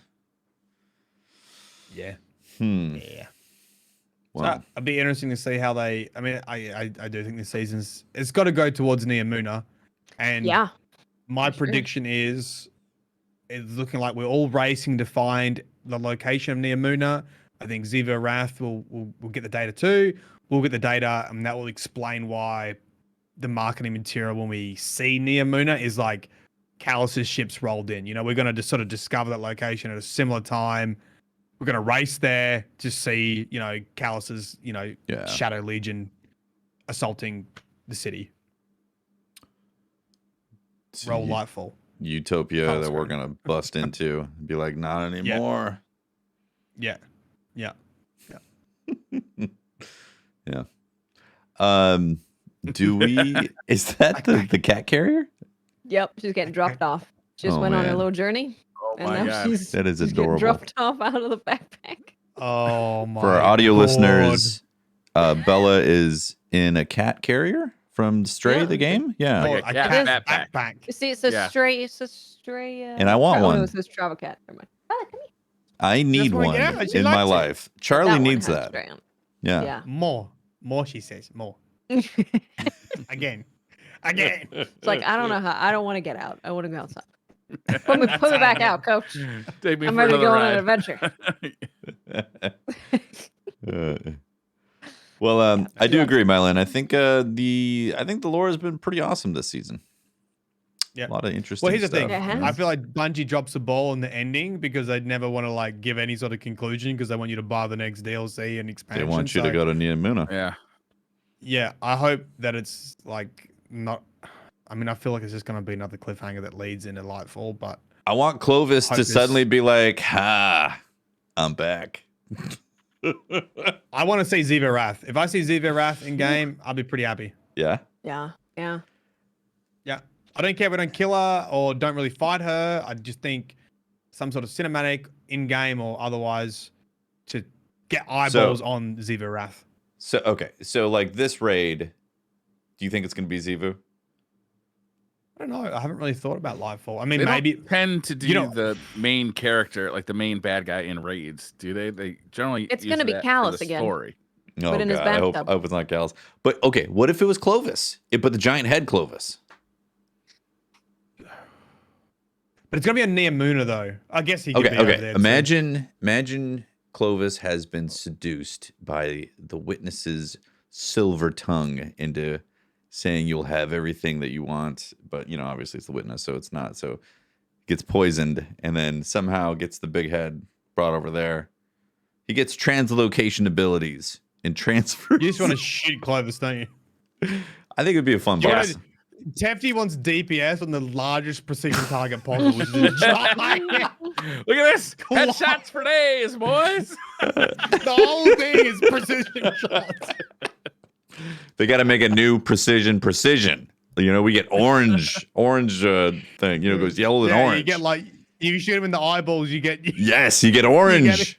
get orange. Hell yeah, that's what I'm talking about. Yeah. I think it's possible that like Brian says, you don't typically have the big baddie in the raid. It's like adjacent. I think they could give you a cutscene for Ziva Wrath at the end of this season. Get excited about Ziva Wrath. Discover Niamuna. Callus and the Shadow Legion is sort of Niamuna main enemies, and then Ziva Wrath could be like raid boss. Yeah. Or Bit of a even setup. another general of some kind of Ziva Wrath. Yeah. Yeah, but that's been quite cool too. In-game naming of Zivi's forces have been like all the stuff in the Books of Sorrow, like real acknowledgement of how old and like strong her like army is. Like Yeah, that's been very Ravager cool. of Tora cool, Battle, yeah. which means this ogre was there with the Cabal downfall. You have like the helium drinkers, which means this like one knight was literally there before they even made the pact with the worm gods. So like millennia old. Like Yeah, same wow. age as I don't know, as Oryx and Savathun and all that. You had the Elgaroth. the Ammonites and the Dakua, which are another like really old species that the Hive annihilated. So done a good job building up Zivu. I hope we. You know what's tough about the these finale. raids? It's tough. Like you get the raid in the beginning, but then you got to have like a whole year of seasonal DLC content. So it's like, do you make the big baddie the final boss, and then like you go Yeah. deal with the other stuff, or do you string that on to? But I don't want to kill Zivu in some crappy. Sorry, Yeah. not crappy, but like lower quality, Non-significant. there it is, non-significant mission on the Experience, fourth yeah. season of that year, or the final season of the If year. anything, it's got to be like a raid, or it's got to be like a full expansion campaign mission kind of. Yeah, thing. exactly. It can't just be like seasonal Zero Wrath killing her in a side Yeah. quest. Be like, go click on There's this a thing and go kill her real quick. Oh, done. The Savathun campaign, I think everyone felt like that gave Savathun plenty of justice as a like character. Yeah, Like, it didn't feel Yeah. cheap or definitely. anything like that. And she wasn't obviously in a raid. It was yeah. I mean, what if we get something like Rogue? What if it's just completely left field Yeah. evil Cloud Strider as the raid? Oh, evil Cloud Strider. It's gonna be Lady Aphrodite. She's decided she doesn't like peace and she wants to mess us up because she thinks we're Yeah. bad. She's had babies with Fallen, the half baby, half human, half A Fallen. brood. Brood. Oh, the brood. She's a true brood mother. Yeah. I got it. Evil Ryu. He's going to be the Cloud Strider. That'd be good. Right, Briar? Sure. Yeah. Anyways. Was there anything in the TWAB that we wanted to talk about? So there was some stuff. So unfortunately, the very most exciting parts of the TWAB for a lot of people were put out on Twitter, like earlier in the week. So we Okay. kind of knew a lot of this from a tweet that went up. Oh yeah. But there is some good stuff. So we got some dates. Grandmaster Night falls January 17th. The next Iron Banner is going to be January 31st. And then the final week of season 19 is February 21st. Grandmaster is getting some updates. So they're decreasing the power level needed to enter GMs by 25 to 1580. They've decreased the overall power level of Grandmaster activities by 10 to 1620. And the current power difference of minus 25, all enemies are at least 25 power above you, is still in effect. But you can That get seems in smart. there way sooner than what they that were seems smart. asking before, which Yeah, is it's a good They change. should do that. The other really good thing that they're doing is with Iron Banner. So they gave us the next date, which I really wish they would just do this earlier, just right at the beginning, because I think a lot of people may not have gone as hard in this Iron Banner if they knew, like, okay, I can be there for the second one. So Mhm. it's also bad. But so yeah, January 31st, it's coming back, and they're also making it to where you're gonna have increased rep gain at the end of matches, doubling the multipliers you get from wearing Iron Banner gear, halving the multipliers you get from completing challenges, and significantly increasing the multiplier you get from wearing an Iron Banner emblem. So they are expecting this to decrease the number of games needed to rank up by 40%. And they're gonna make it more worthwhile to play earlier in the week. I think that's good. That's very good. That's Mhm. very, very good. And they're also adding, so starting next season, there's going to be 3 Iron Banners a season, and they're also going to make an Iron Banner emblem available earlier Thank goodness. in the rank. Was it the entire year that we had only 2 Iron Banners per season? Was it just this year that they decided to experiment Yeah. with that? Yeah. Yeah. It was a bad decision. 3 just makes sense. It's 3 months in a season. 1 per 3 month. Iron Banners. Yeah, Once per month, this event comes around. exactly. Fair. And then they're doing some stuff with focusing. So starting next week, they're making changes to focusing. So it's just basically it's going to be cheaper to focus your like Trials of Osiris, Iron Banner, Crucible, Gambit weapons. That's Adept is it's all going to be cheaper. And they unlocked all of the mods for everyone. So all standard armor mods have been unlocked for everyone. You're not going to have to wait for someone so to good. sell it. So good. And they do actually say here that there's going to be big changes coming to build crafting in Lightfall. Yeah. So Oh, that's cool. What does that mean? I Yeah. don't know, but I hope that it doesn't cost me 5 energy on a 10 energy armor piece just to do something with a sniper. When they've nerfed them into the ground, I think it's okay. Make it 1. No one uses Yeah. it. Make it free. I think the energy cost has got to be on The energy cost has to change of because just there's like so balancing energy cost in some Yeah. degree. there's so many mods that are just like I would say necessary. Like you have powerful friends and like radiant light that are a big part of it, and then you have like ammo finders and all this stuff that these are things you need for just basics. So then you have very little room to experiment with Yeah. like different. That's fun my stuff. issue. Like when I was doing the dungeon, we did it on Master. Actually, no, Master was actually easy because you could generate ammo. The ammo economy is still complete trash, and it feels really bad when you have to sacrifice gear slots for ammo finders and Mhm. scavengers and reserves, or like put the chest piece on reserve, then pick up the flag, then take it off. Yeah, or like you're it's like you're like, oh, let's switch to rockets, and I'm gonna do rockets and fusion rifles, and be like, okay, well, hold on while I go swap everything around, because I have Yeah. to change everything in. Yeah, they need to make it so anything like you said that is a requirement, essentially, if you're going to legitimately try higher level content, needs to either just be auto applied somewhere else or in a different category to deal with. Yeah. that Yeah. would make me very happy. Yeah. Yeah. Yep. Yeah.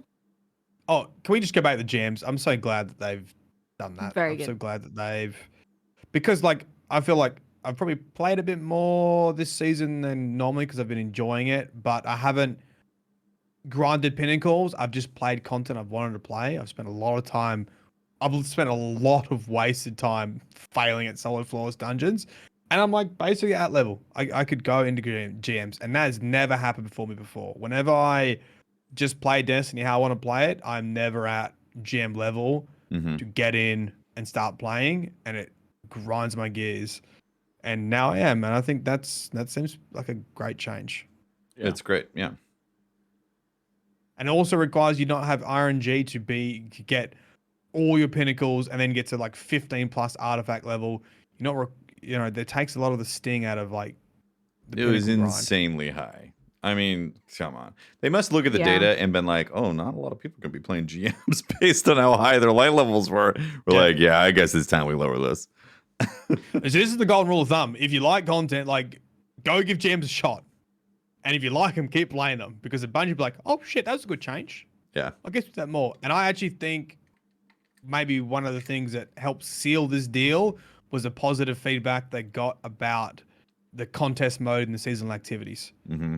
It's like there was so much positive feedback. Like really enjoy that you're like capped at level. Seasonal activities feel like pretty nice to run now. Like it feels like it's the right level for how strong your abilities are and all this kind of stuff. And I think that might have been like a nice boost for Bungie. Like, yeah, it's the right decision to drop this level and get more people into gyms. Yep. Agreed. Anything else on Twab? Just a very, very good video of showing how Bungie got the dog in Destiny that you can pet, Oh, yeah. Nice. which is like a little mini person crouched down with his hands up and the person petting them. So, Oh, the Check that Clovis out. dog. Yeah. That was. I got thoughts about that too, actually. Yeah? Yeah. So I feel, whilst I simultaneously love the dog, I also think like it's a massive cash grab to sell plushies. And I don't mind when it's within the story and at least has a bit of narrative or a little bit of lore surrounding it. But when it's like left field like that, I feel like it cheapens it a bit. So like Elixir babies, fair. Like that was a whole part of like taking on Elixir refugees and that they have children and to not consider them monsters. It made sense. The worm, Savathun's worm, is part of the story. This was just like, yo, what can we make people do the most brainless collection treasure hunt? Put in a dog, and then when they get the dog, it's gonna flash on screen, like go to Bungie store and buy the plushie. Like there has never been anything ever said about transferring dog's mind into an exo dog. It was Plot twist. But way back, Destiny was supposed to have pets. Yeah. What if Yep. this There's is some like a concept first art about step that. toward that? No. Plot twist. I think it's the first step These towards dogs- making more money. Yeah. These dogs will be weaponized and in the raid when you fight Clovis. And they will be attacking Oh, so you're just you. gonna be mowing down Archie? They're going to weaponize them. They're going to have like a huge weapon backpack, you know. It's gonna Hey, be if you want to give me a a dog sea to of fight good boy with? corpses everywhere. Oh, no, they don't die. No good boy. Yeah, they explode. Yeah, they that's the detonate. thing though. You can't have the dog die if you can. Oh, if you good give people boys the go dog. to hell. Good boy protocol. Yeah. The dog. Yeah, the dog. I was like, what's that Call of Duty? Wasn't there like a thing you could call in, like a kill streak? Dogs. That was Oh, yeah. dogs. Yeah. were just- That was when I puppers. liked that game. Yeah, that was pretty good. Imagine if you had a kill streak in Destiny called the Good Boy Protocol, and it just That'd be amazing. Yeah, That'd that'd be be great. summoned the exo dog. So I love that. it's like I don't know. I think No, I get your think, point Like completely. it's cool, but I think it's a bit too on the nose. Like, hey, gotta play because there was just nothing else supporting it. You know? When I saw pictures of the dog in the game, I was like, what's that from? Yeah, same. I was like, what? Where'd that come from? I was like, what's this dog? Okay. Dog. Well, I do like the design of the dog. It's a cool design. Oh, it looks great. it's got a little It's data all pad. great. Wonder what Yeah. that data's It telling sort of us. feels like they got to this season like, oh shit, we forgot the plushie. All right, we need a plushie every season. What are we doing? They're going through their project dog. notes and said, "Oh, we forgot the plushie. Quick, something." treasure Make hunt. for something plushie. cute. How about Clovis Bray's head as a plushie? No, people won't like that. How about a dog? I think I would. Kick And it the was kind of Clovis. like its own mission. Like it was this like little secret mission that you went and did. Like after you actually did the treasure hunt portion of it, it was like a whole little area, like jumping puzzle to get the dog. So it had a lot of like effort and money behind it, to be honest. Yeah. There you go. Well, Love and hate it. I honestly Sounds didn't like a have any real dog. thoughts on it. Love and hate it. Yeah. Now that you bring that up, Love though, it I because am kind of feeling love like it. Love it because it's like doggo, and hate it because I feel like I'm being manipulated, and I can't help it. All right. Is there anything else we need to talk about this week? No, the TWAB was pretty empty. Yeah. Especially as they put Getting like back a in lot the of swing the, things, right? the big stuff on Twitter before the TWAB. Yeah. I mean, it was good stuff, but yeah, it was a lighter twab. Plus, we got a big update coming in like basically a month and a half. It's Yeah. gonna be here really fast. Yeah, Like It fall. for is. sure. Hold on, I want to correct what I just said then, because I didn't know this. Does the money go to the Bungie Foundation from the plushie? Because if that's the case, okay, I'm fine with it. I don't know. Someone Why do you chat said hate it- kids? Why do you hate? Jeez, Yeah. I'm not Mylin. sure. Why is your heart cold, Mylin? Yeah, Wow, I Stasis. can't believe it. If it goes to Bungie Foundation, fair. If it doesn't, not fair. There you go. Yeah, that covers everything. should we do some Twitter questions? Let's do it. Let's do it. The Mohegan 9 says, if your friend opens a business, would you ask them for a discount? Yes. Absolutely. Mm, Yeah.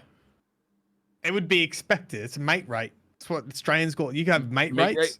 Depends how In early America? they are in making the business. If it's like Yeah. really early, Yeah, I'd want to true. just like buy a thing and be like, hey. I'm with Watts. Like I want to pay full exactly. price, like to support their Yeah. business. But once they're established, Yeah, Yeah. once you got the once you're you're a on their yacht. billionaire, we're Yeah, eating the rich. Give me free things. Thank you. Yeah, I guess it depends on the success of it. So if they're like just started out with like an Etsy shop and they're making these by hand, then yeah, I'm gonna be like, Yeah. I'll pay full price. But Yeah. if they're, I don't know, they're bankrolled by an investor and selling burgers or something, be like, give me a discount, bro. Yep. I just found out that Wilson is doing console mods. So hell yeah, I'm gonna support Oh. that business. I'm not gonna ask him for free stuff. Nice. But in Yeah. 4 years, once he doing Once he Instagram from IPOs? his yacht and his McLaren, they'll be like, "Yo, how about a free console mod over here?" Yeah. Exactly. Let me scroll. Matter For- says, "Are pockets just like real life inventory space?" Oh my god, Yes. that's like when you said that. Yes, they are. Briar is And out your robo-ing? pocket space when you're like getting ready in the morning to leave the house for like a long day. Like, what are your where's your phone go? Where do your keys go? Where's your wallet go? Like, where are you guys Trick is at? to with not that leave stuff? your house. Mm. Can't do it. And Yeah, you I'll know be what? honest. I don't really Gotta go go. anywhere. Do you know how you get more pocket space? Don't put Have anything a in your baby. pockets. Fanny pack. Have a baby. Then you literally got a pram. There's so many compartments to put your wallet in case you literally don't even have to worry about it anymore. So I always I put leveled up my my inventory for the yeah, I mean, a baby stroller. mod. Yeah, the stroller mod. Dude, you got so much additional space right there. It's like having a shopping Yeah. cart. It all the trust time. me, they fill it up though, because there's all sorts of shit you Yeah, gotta bring that's along also with a baby. True. Yeah. Babies are hard carry. They're a heavy backpack. Yeah. Oh man, yeah. I yes, this is they're cargo ports. Your pockets. I always keep my wallet and keys in the same pocket though. That's how I never forget them. Wallet and keys in the same pocket. Phone in the opposite side. Or Front pocket. no, sorry. Yep. Wallet and keys get their own pocket. It's always the same pocket. And then when I Are they put them, front pocket. yeah, Okay. yeah. And then I always put my wallet and keys in the same spot when I get home. Okay. So there's Same. no chance of losing them. Are the wallet and keys always in the same pocket, like on the side of your hip? Or do you switch sides of your hip? Oh, when I'm Like driving? sometimes in the right front, sometimes in the left front. Okay, when I'm driving, I usually take my wallet out because I don't want to cause back problems. Wait, you're a back pocket wallet guy? Yeah, unless Oh.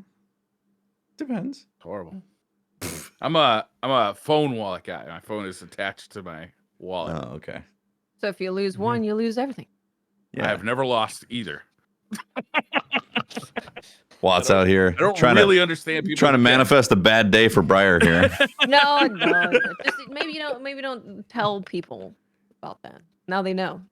They're gonna They're see targeting Briar. you, Briar. They're They gonna be know. like, "That's Briar Rabbit. He has his phone and wallet on the same device. Get him!" There you Not go. only that, but Plus, I'm he's gonna tell got you where I keep a it. 4090. It's always- yeah, I didn't sold that. It's always in my front left pocket. Like I always keep my phone in my front left pocket. It's never in my Same. back pocket. It's never in my right pocket. It's always in my front left, and it's Yeah. always upside down. So when I pull it out of my pocket, it just goes right up to my face, or I can look at it. So it's Yeah. always, it's very strategic. The keys are always in the front right pocket. If I gotta carry anything else, I'm kind of miserable. Yeah, you would never put the keys and the phone in the same pocket. You just want to scratch your No, phone. that's if you just do scratch it all up. Yeah, Terrible. So fuck it up. That. Terrible. Yeah. I do have a sponsor, Ridge Wallet, Mhm. but I actually really like it because I hate bulky wallets, and it's I just like agree. I just carry 4 cards around, like a bank card, driver's license, and that's it, pretty much. That's liberating. Another one. Like no store cards, no credit cards. No, Don't carry credit cards. You nothing. won't use them. It's better for you. Yeah, nothing. Yeah. 4 or Leave 5 that shit at cards, home. and like no room for like coins. Fuck coins. I don't need coins in my life. I don't know. Like I don't just use pay cash, everything with so a how am I card. gonna get any coins? Exactly. Awesomeness That's says. hot chomp. Awesomeness says. Now, when you're eating Briar, you also know which pockets to check. These are good tips. Good tips. My mother, I was out shopping with my mother, and she asked me to run into the gas station and get her milk. And she handed me a $5 bill. I'm like, why would you curse me with this COVID cash that I now have to get change with? What am I going to do with that change? Fuck you. I'll pay you for your milk. Yeah. Not using cash. What is 1820? The annoying thing is the moments you might just need cash is super annoying because you just don't have cash. You're like, how do I get cash again? I gotta fucking go to an ATM. I've noticed that the ATMs are going away. Like they're closing up. Was like even 5 years ago. Yeah. I do keep a little stash of cash in the center console of my car. And again, just here I am, rob me. Just in case. Like if you got to call like a tow truck driver, or you want to go to a car wash that only takes cash or something like that. One time I was driving, I was an hour away from the house, and the credit card machines were down in like the area. So the gas stations were only accepting cash. That's what kind of prompted that. And his home security system number is. Yeah, do you have a can favorite find it number? around the house. 2, 3. 111-111-111. The cop's response time is approximately 2.5 minutes where I live. And here you can find the what my house looks like on the internet. If you just Google. The best part about winter though is getting extra pockets, right? Because you're always wearing a jacket or a sweatshirt or something. You get those extra pockets. Yeah, it's nice. That's nice. Extra You've cargo. You've really thought about this, haven't you? Dude, I am very concerned. I have not been able to get rid of cargo shorts. I know I'm not supposed to wear cargo shorts anymore. They're not fashionable, but I just like the extra pockets, man. I like them. I fill them up. I put stuff in it. Got a fanny pack. Yeah, fanny pack. Oh, man, I Fun should bag. do a fanny pack. Yep. Get I on used that. to have life. a man bag. It was like a collectible thing. Like a I purse? think it was No, it was like I think it was from Battlefield. It's immersed.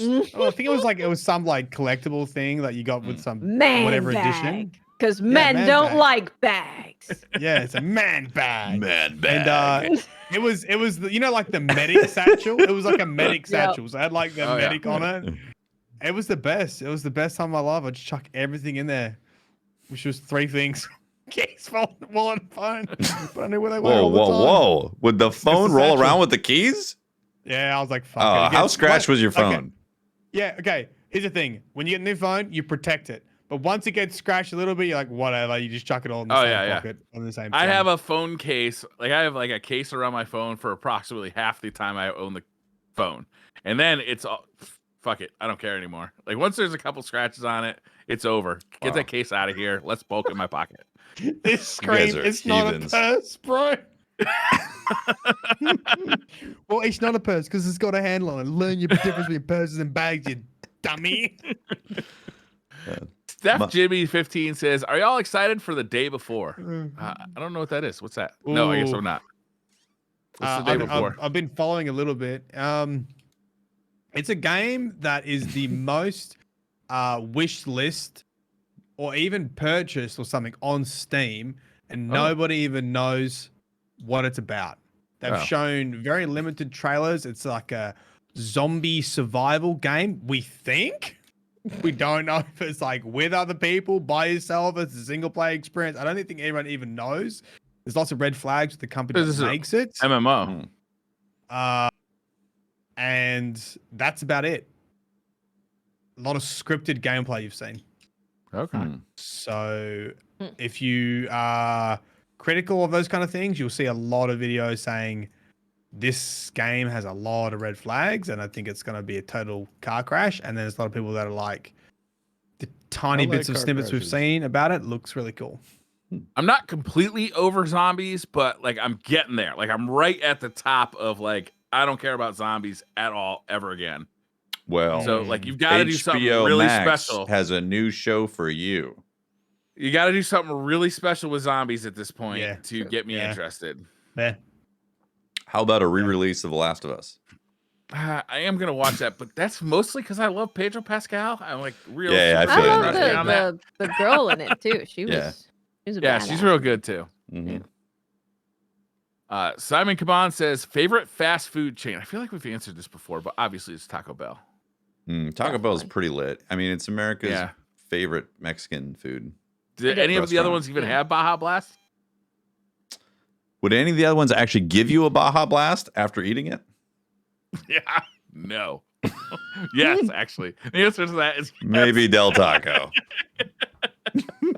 And I mean, what can I say? I'm all about authentic Mexican food. Chipotle may kill you, actually. Dude, I went to Chipotle today. Yeah. Had a Baja Blast? No, I was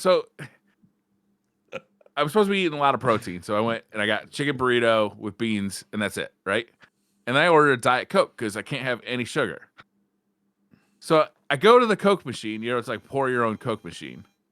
And all they have is Diet Coke as far as like diet sodas go. And I pour it and it's clear. I was like, obviously like the juice is gone. So I go back to the counter. I'm like, hey, the juice is gone in the Diet Coke. Can like either refill it or can you give me my money back? And they're like, well, let me go see if we have any more in the back. They come back. We don't have any more. So then I'm like, well, can I have my money back? And they're like, we can't do that. I'm like, well, fuck you can't do that. I'm like, give me my money back. It's $3 for a Coke that you're not willing to give me. Like, well, you can have water. I'm like, I can have tap water at home. They didn't give you like I went home and I drank my tap water. How about free guacamole or something? Oh, you can't have that, can you? What the fuck? I already paid. No, you could probably have guacamole. They could have given you guacamole and chips in lieu of your soda. Something. I wanted a Diet Coke though. You know what? I think they had it out for you, Briar. I think that I am slowly becoming. They're in with the neighborhood. They're in with the neighbor guy, and they were like, "Keep the Coke away from Brian." You know this what? Is lawn bro. Coke. Whenever it comes, just make sure you unscrew that nozzle a little bit. Mike Wendell says, in D1, your ghost looks everywhere for you, finally finds your corpse, and revives you. Immaru hasn't revived Savathun because the Traveler took him. This makes me think the ghost needs your body or DNA to revive you. How does your ghost revive you after fusion rifle deaths? This is a great mystery, and space magic been solved. I don't know. You're right. Everything I've read about them, they need a tiny bit of DNA to detect to revive you in something there. You can't just like recopy yourself from nothing. Can't they store a vial of your hair inside their little ghost structure? Mm. Maybe back- That would be Backup? smart. They should do that. that would be a good idea. It'd Yeah, be smart to have a backup of your DNA in the ghost itself. yeah. If you were the Talk ghost. to my ghost. We have a little Apparently, conversation. Give him some cargo I shorts so he didn't can keep know. my DNA in his pocket. Cargo shorts for the ghost. Okay. Mm-hmm. Crucible's a whole simulation. Simulate. They just jack in like the Matrix? I don't know. The chat was telling me, they're like, how do you not know this is like 2 years old? I'm like, bro, I'm used to the OG law about the Red Jacks who used to take control over real physical locations so we could do the Crucible. Yeah. Not So, this I don't know. new retcon lore, okay? We're not keeping up with this fake lore. Fake lore. Or the maps are simulated. Okay, well, how do you have a simulated map and not a simulated person? What are we doing? Running around? Can we We're get follow in, up on like- this, Mylan? Next week, can we get like I do not. I thought I deep need dive to learn this. I don't know. on I what don't the know how hell's this going on works. with like the simulated experience of the Crucible? My internet might be taking a dump. Just give it a minute. It's Couple weird. seconds. Is the stream still going? It did. Oh, you know, I dropped frames. I think my internet's having problems. Mm. This is first Uh-oh. in since 2 years. Unbelievable. You need to upgrade that fucking fiber, man. What are you doing with that 1 gigabyte fiber? I like an need amateur? more gigabytes. I need Oh. more At fibers. least 2. Yeah, that's why that's the simulation stuff, because they vaulted all the planets. Oh, And they needed a reason to keep how you would keep the maps around. lame. Oh, okay. Yeah. That makes sense. CJ Este says, do you think you guys as a whole are growing away from Destiny, or do you think there's enough here to keep you guys still covering this game? I think that Fair. there's totally enough, right? Like Bungie's only getting better and better with their storytelling and their campaign. Like Witch Queen was the first time we had a campaign where we were like, this is really good. I really like what you're doing here. Yeah. Like, this is amazing. And they're keeping with that formula. So like the campaign is still going to be great. The storytelling is going to be hit and miss, but it's way better than it's ever been. The world is much more of the world to be invested in, and a bigger reason to be invested in it. And like the raids and the dungeons and all that stuff is going to always be great. Mm-hmm. Yeah. I'm just not going to be grinding it to get like all my god rolls and crafting and all that stuff. Yeah, I would say that this year and probably some of last year, I've already stepped away from bits of Destiny that I don't want to interface with anymore. Like the PvP has already gotten to a place where I'm not interested in that. And like, I'm definitely not interested in collecting everything in the game because Right. I just feel like it's a FOMO thing and it doesn't interest me to that degree. I really like the story. I like the weapons and I like the experience when it's new that I get from Destiny. But, you know, there's elements where I'm definitely like, I could care less about having to redo this thing to get whatever points to then move this thing forward or whatever. So, I mean, to answer the question, it's like, it's already happened, but I'm still interested in the future of the game, you know? Yeah. And like the seasonal model has kept me interested to continue talking about the game to date. Yeah. So, you know, there's that. I think I'll be continually interested in Destiny. I've had a lot of fun playing this season, and I think I will have a lot of fun in the future as well. For me, though, I just consider the longevity of being a content creator that's in a very specific niche in a very specific game. So that's where a lot of my like want to play other games and expand comes from, is like, yeah, I like this job and I want to keep doing this job. I want to keep streaming. I want to keep making YouTube videos and sort of acknowledging to myself, if I just do Destiny lore, there will be a time where they're like, I don't know, Destiny 2's in maintenance. Maybe there's not. I don't know. We don't know what that future looks like. And I just think it's a risk to only be in that position. I don't want to be in a position where Destiny goes away or has a catastrophic failure and the population leaves. And I'm like, oh, well, now I don't have a job. Yeah. Yeah. When I was full-time streaming, I felt a lot of mixed emotions about how much my livelihood was connected to the waves of Destiny. And that just made me ultimately unhappy. In the long scheme of things, I didn't like riding those waves all the time and also kind of being like pushed and pulled based on what's happening in the current or the system of, you know, the Destiny world and all that. So yeah, I don't know. I think it's smart to diversify for sure and enjoy what you enjoy. Mm-hmm. Right? Like, put more time into things that you enjoy on there. Yeah, that's what I've been trying to do. Yeah. Darkest Night says, should content creators start adopting Bungie's vocabulary, like the PvP train station might need a little bit of DLC, or the sandbox train is on a constant state of spontaneously combusting. Combustion. I've been talking about it a lot. This train station metaphor is what was in that presentation that everyone was speaking about, and yeah, I've been using similar vocabulary because I think it's a good way to like come back to what Bungie thought was important and the things that they had to do to address the game before, which was like building trust with the community before monetization. And I think there's like not much trust with the community at the moment. And I think it's like this, you know, competitive being revamped and not having, you know, and not having any cosmetics in it, and then seeing the store chock-a-block with cosmetics, like that's not trust building when PvP's been in such a bad state, and it's like you see other aspects of the game getting all this attention, and then the bit that you like doesn't get any attention. Like It gets to be the live experiment, the live test subject.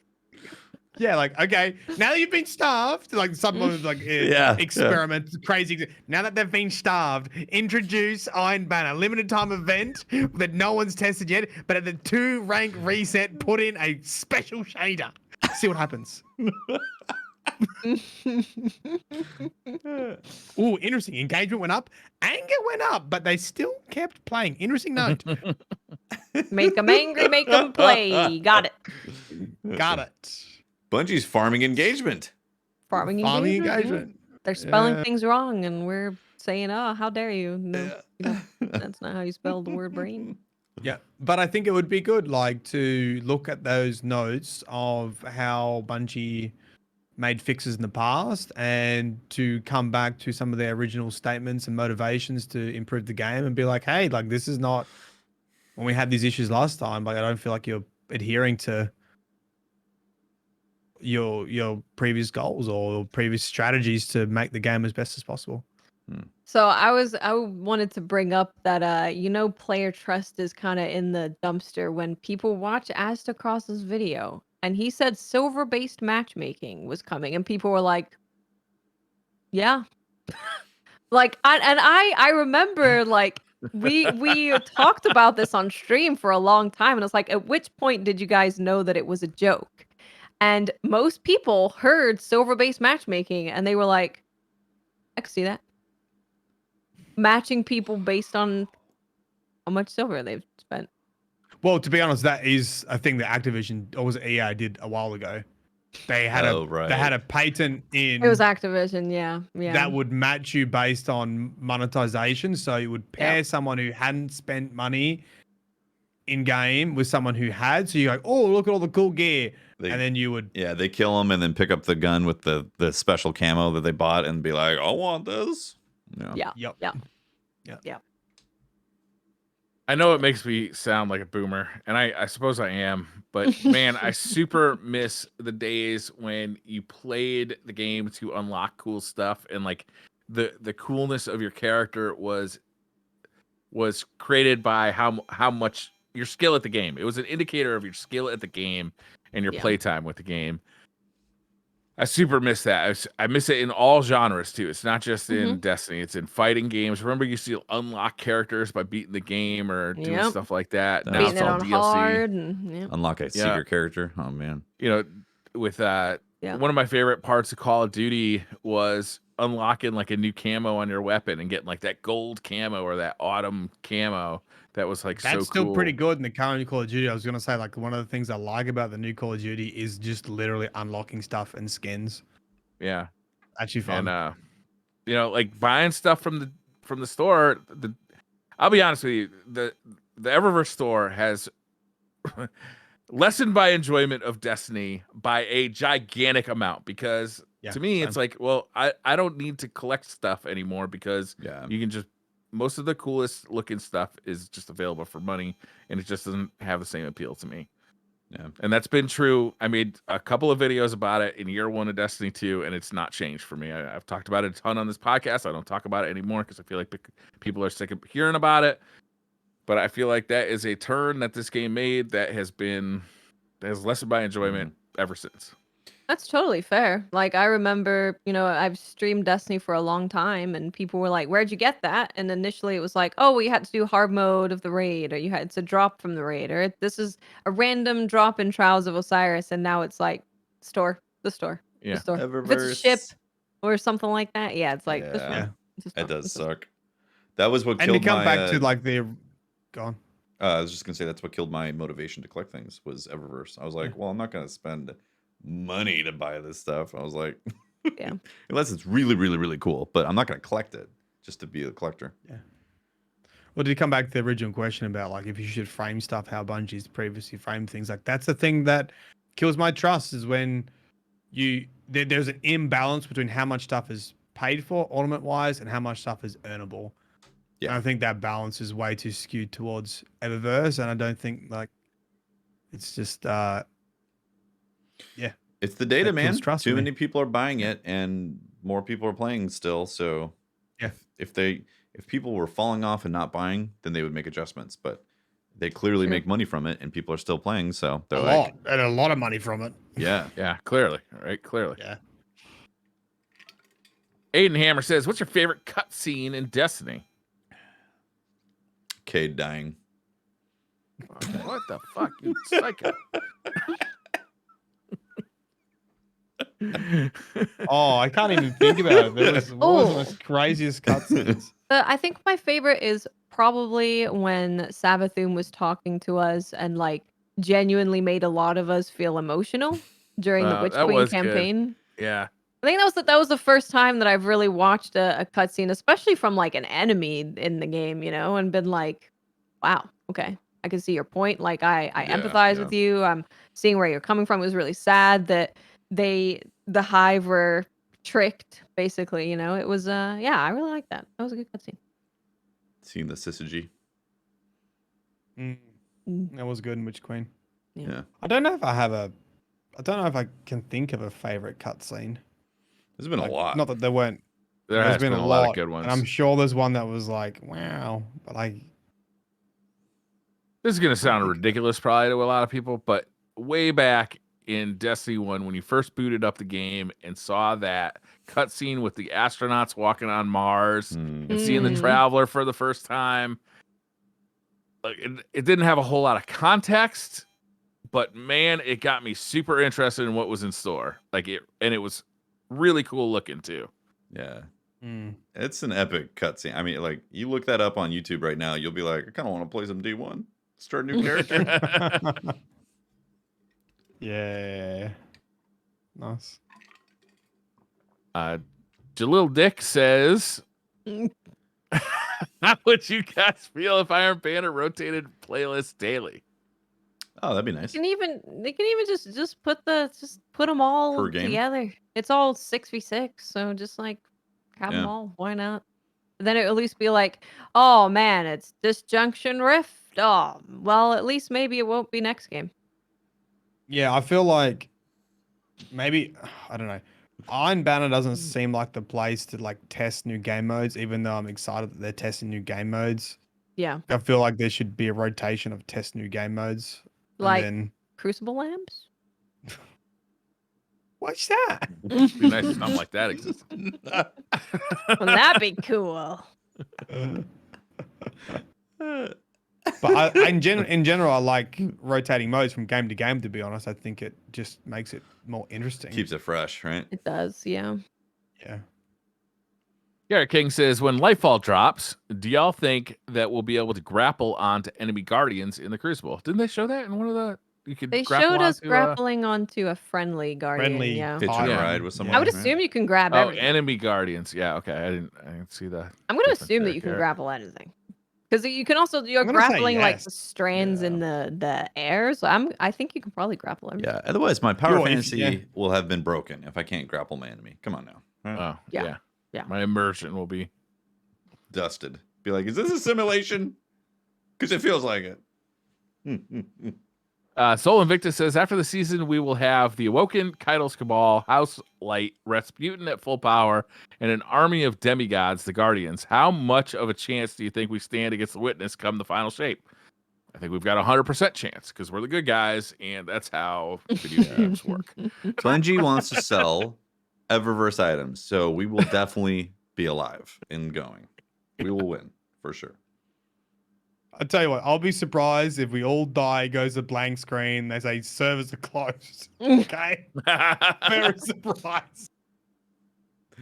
And then they go, hey, play our new game. They give a- Announcement, the next new game. They give a collective number of how many hours were wasted on Destiny, and the servers are off. That'd be Yeah, great. haha, made you waste your time. Thanks for the money. Thanks for money. Now buy a new game. Thanks for the money. Dead game.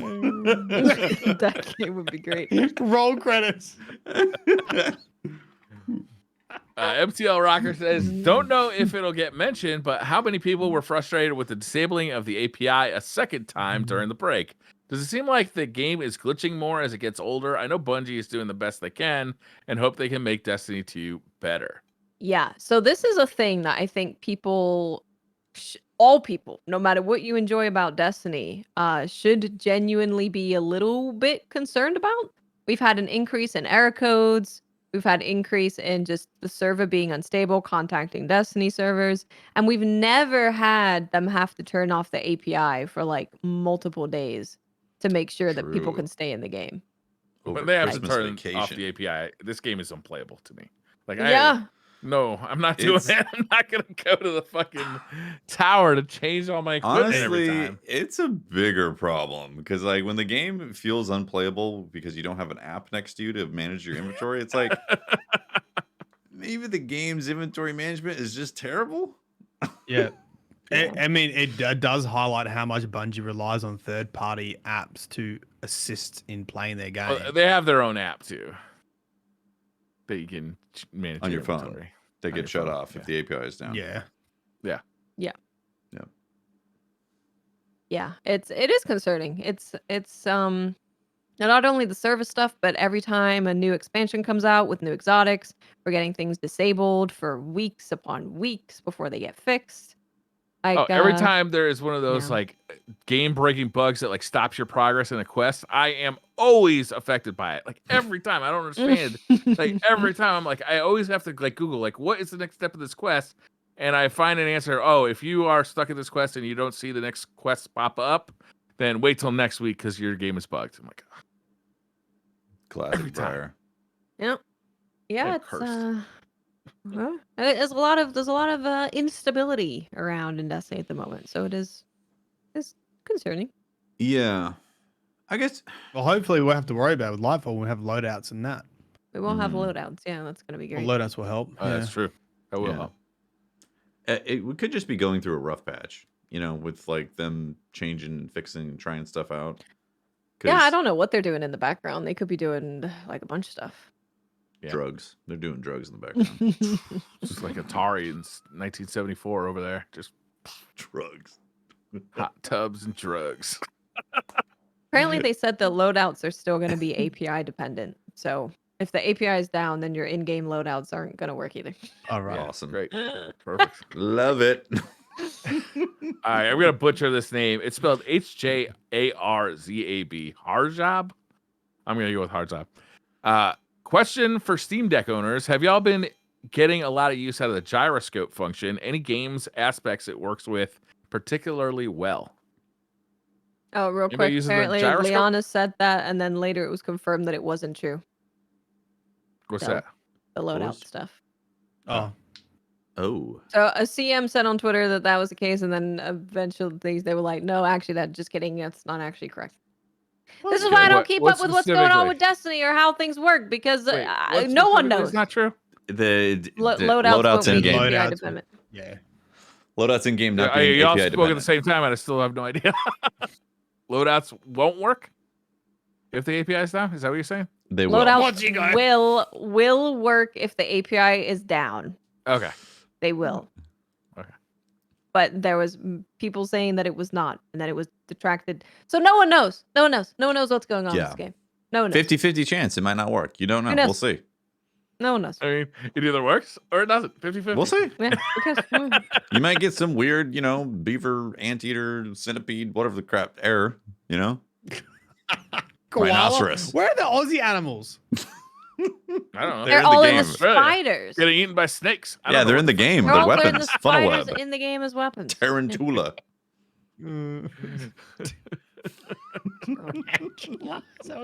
Yeah. Tarantula. The old tarantula.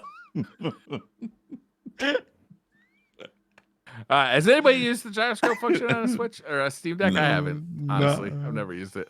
No. Sorry, Yeah. can't help you. I wish we could Toby help. says, "Happy New Year's, DCP. What kind of New Year's resolutions do you think the Vanguard and others are making this year? Zavala may want to start dieting after all those dawning cookies."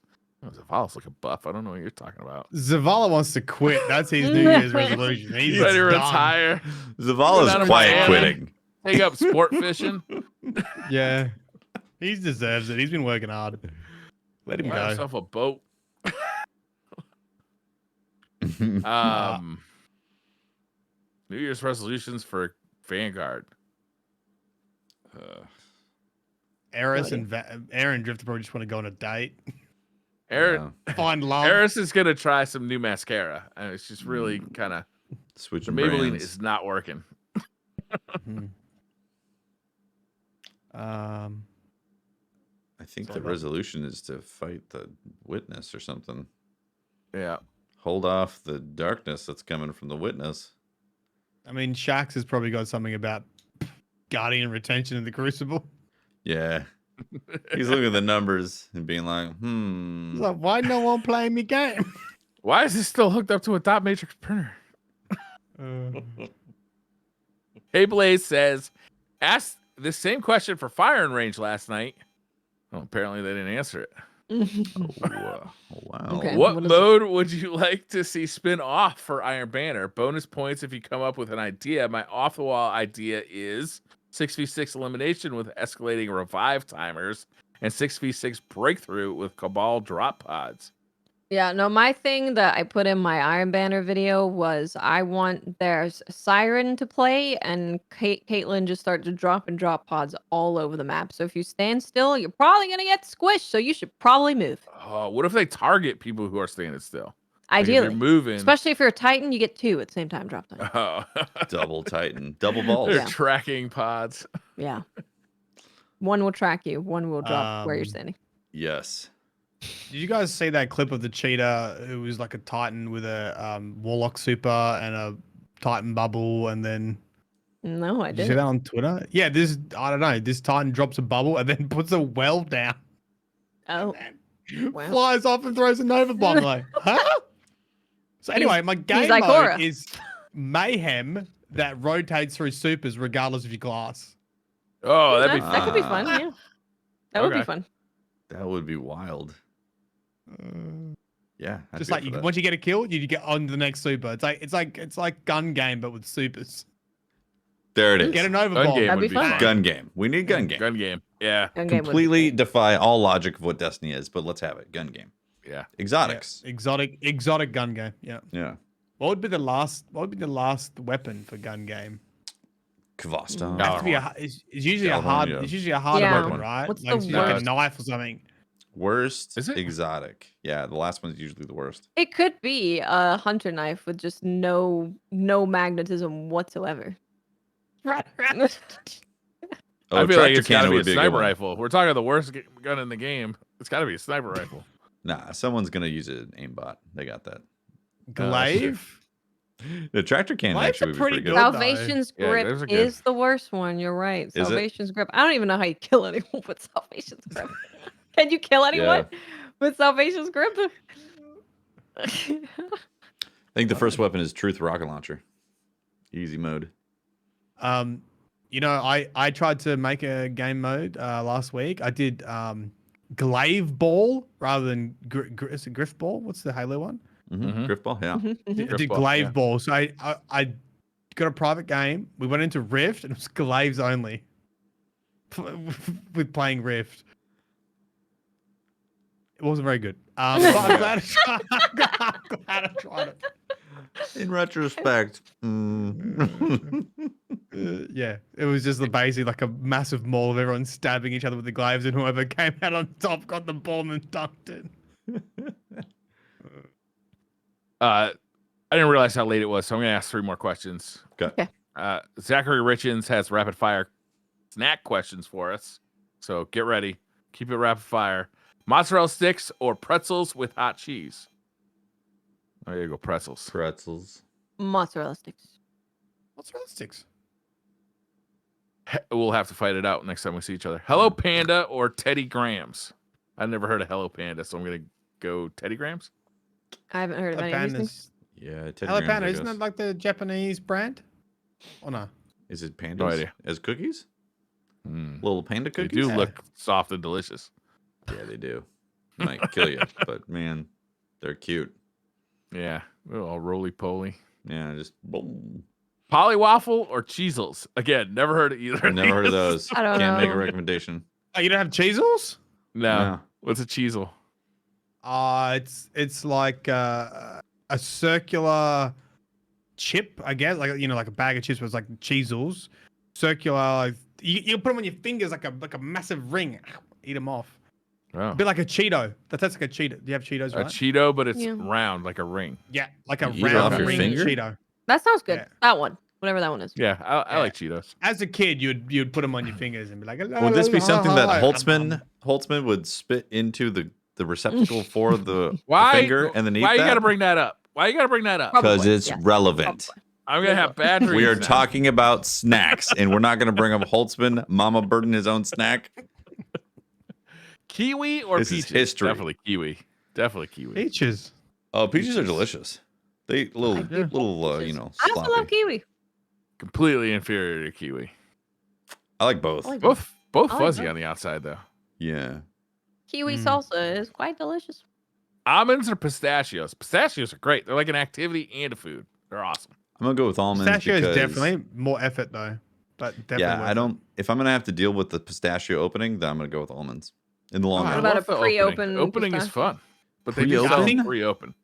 I think openings needed for the pistachios. Otherwise, you eat too much and you're sick. It's like the perfect timing in like pacing for eating. Oh, yeah. I treat this as this one or the other one for the rest of time, and I think I'd rather have the almond for the rest of time. Interesting.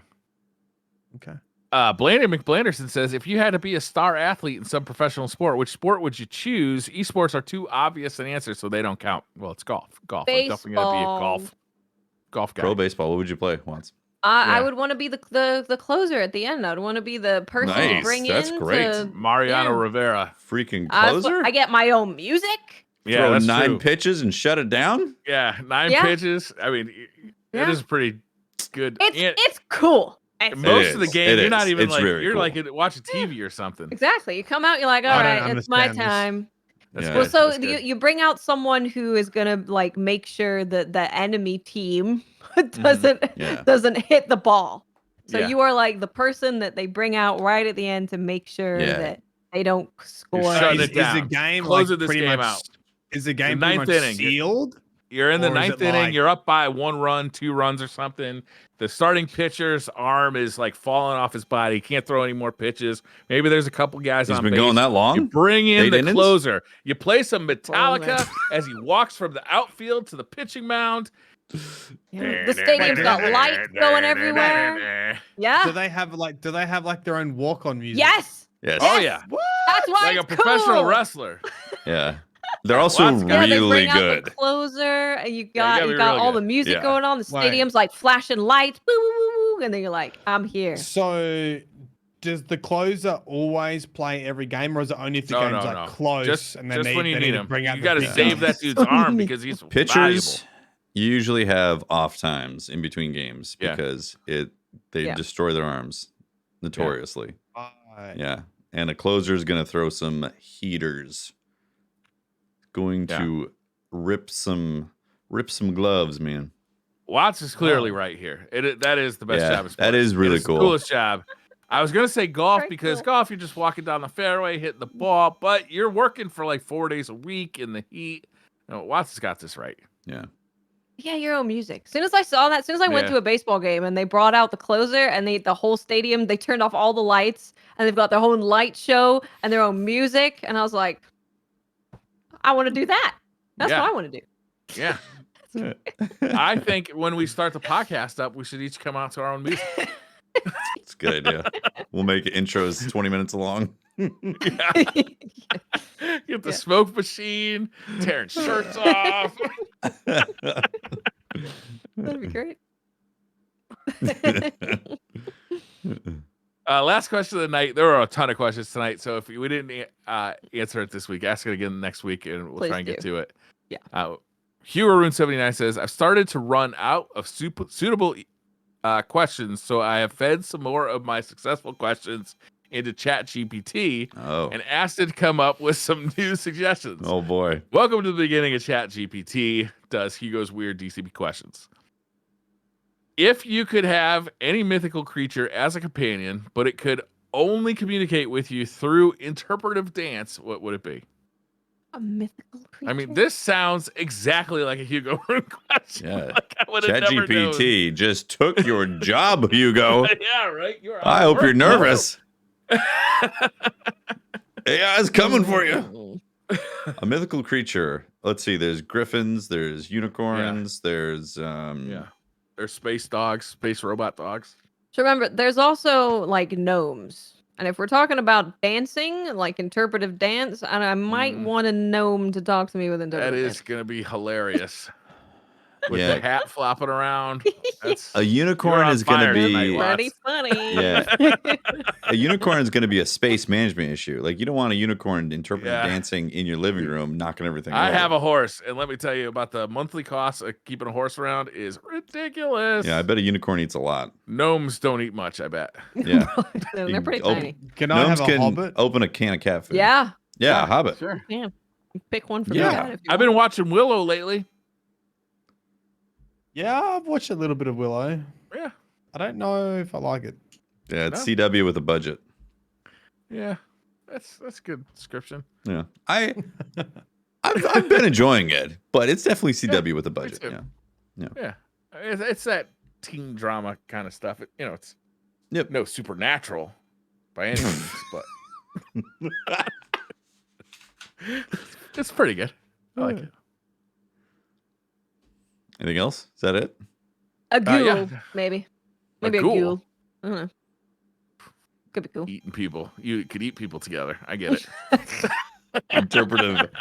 Interpretive cannibalism? Yeah, exactly. I really like the gnome or a leprechaun. Yeah. Oh, those two. leprechaun. Yeah. Leprechaun would be fun. that would Be fun. weird though. Only dance.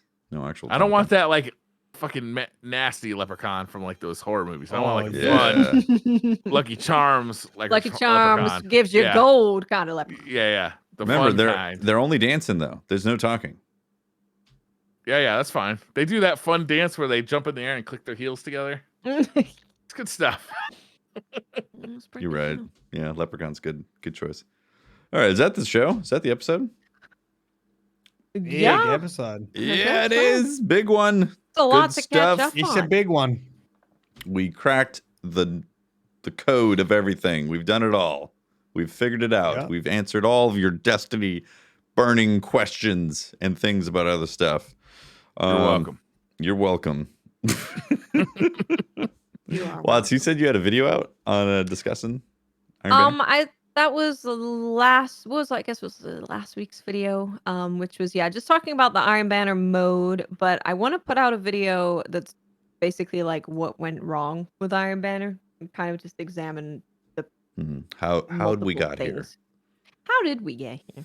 So I want to do that. I'm also gonna have a YouTube short go up on Saturday, Nice. which is the Iron Banner experience. Yeah. Okay, cool. Lag and Nice. also me killing 2 titans behind a shoot through wall and teabagging them. Okay. Bag up. Creates anger. YouTube Shorts are doing really well at the moment. Like I've put some up too, and they've been going popping off. Oh, that's good. That's good. Yeah. Yeah, What do you like got? it's sort of annoying when a 60-second clip does better than like a lore video that takes me a week of research. Oh, That's maybe you're YouTube. just spending your time poorly. Maybe do a bunch of 60-second videos. Hey, and on February 1st, you'll be able to earn 55% of those earnings on your shorts. Congratulations. Wait, really? Yeah. And yeah, they're monetizing it fully to where we Fully. get with regular videos on February 1st. Yeah. So, So- even like people with YouTube Premium subscriptions, if they watch your video, like you get you get a paid bit for of it. that as well. So I never have the ads turned on the shorts because I don't know how it really works. Because You don't really get paid for them right now. Yeah, you don't get much. yeah, Yeah, but It's just to like February push 1st, your you other will. videos.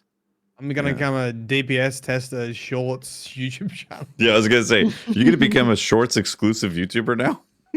60-second mean- lore. There you go. That would be pretty. That would be helpful, to be honest. Yeah, you got 60 seconds. You You got- got time for lore. Bunker data. Bunker data. Submine. Rasputin. Submine. It's me. I'm Me and getting all Muna. those corkboards. Data. Submine. Washburn. Dead. Thank you for coming. Like and subscribe. Let's go. What's your next video? Ziva Wrath. I'm doing like a video That's on right, yeah, you why mentioned that. she's our toughest foe because we can't just shoot her in the face.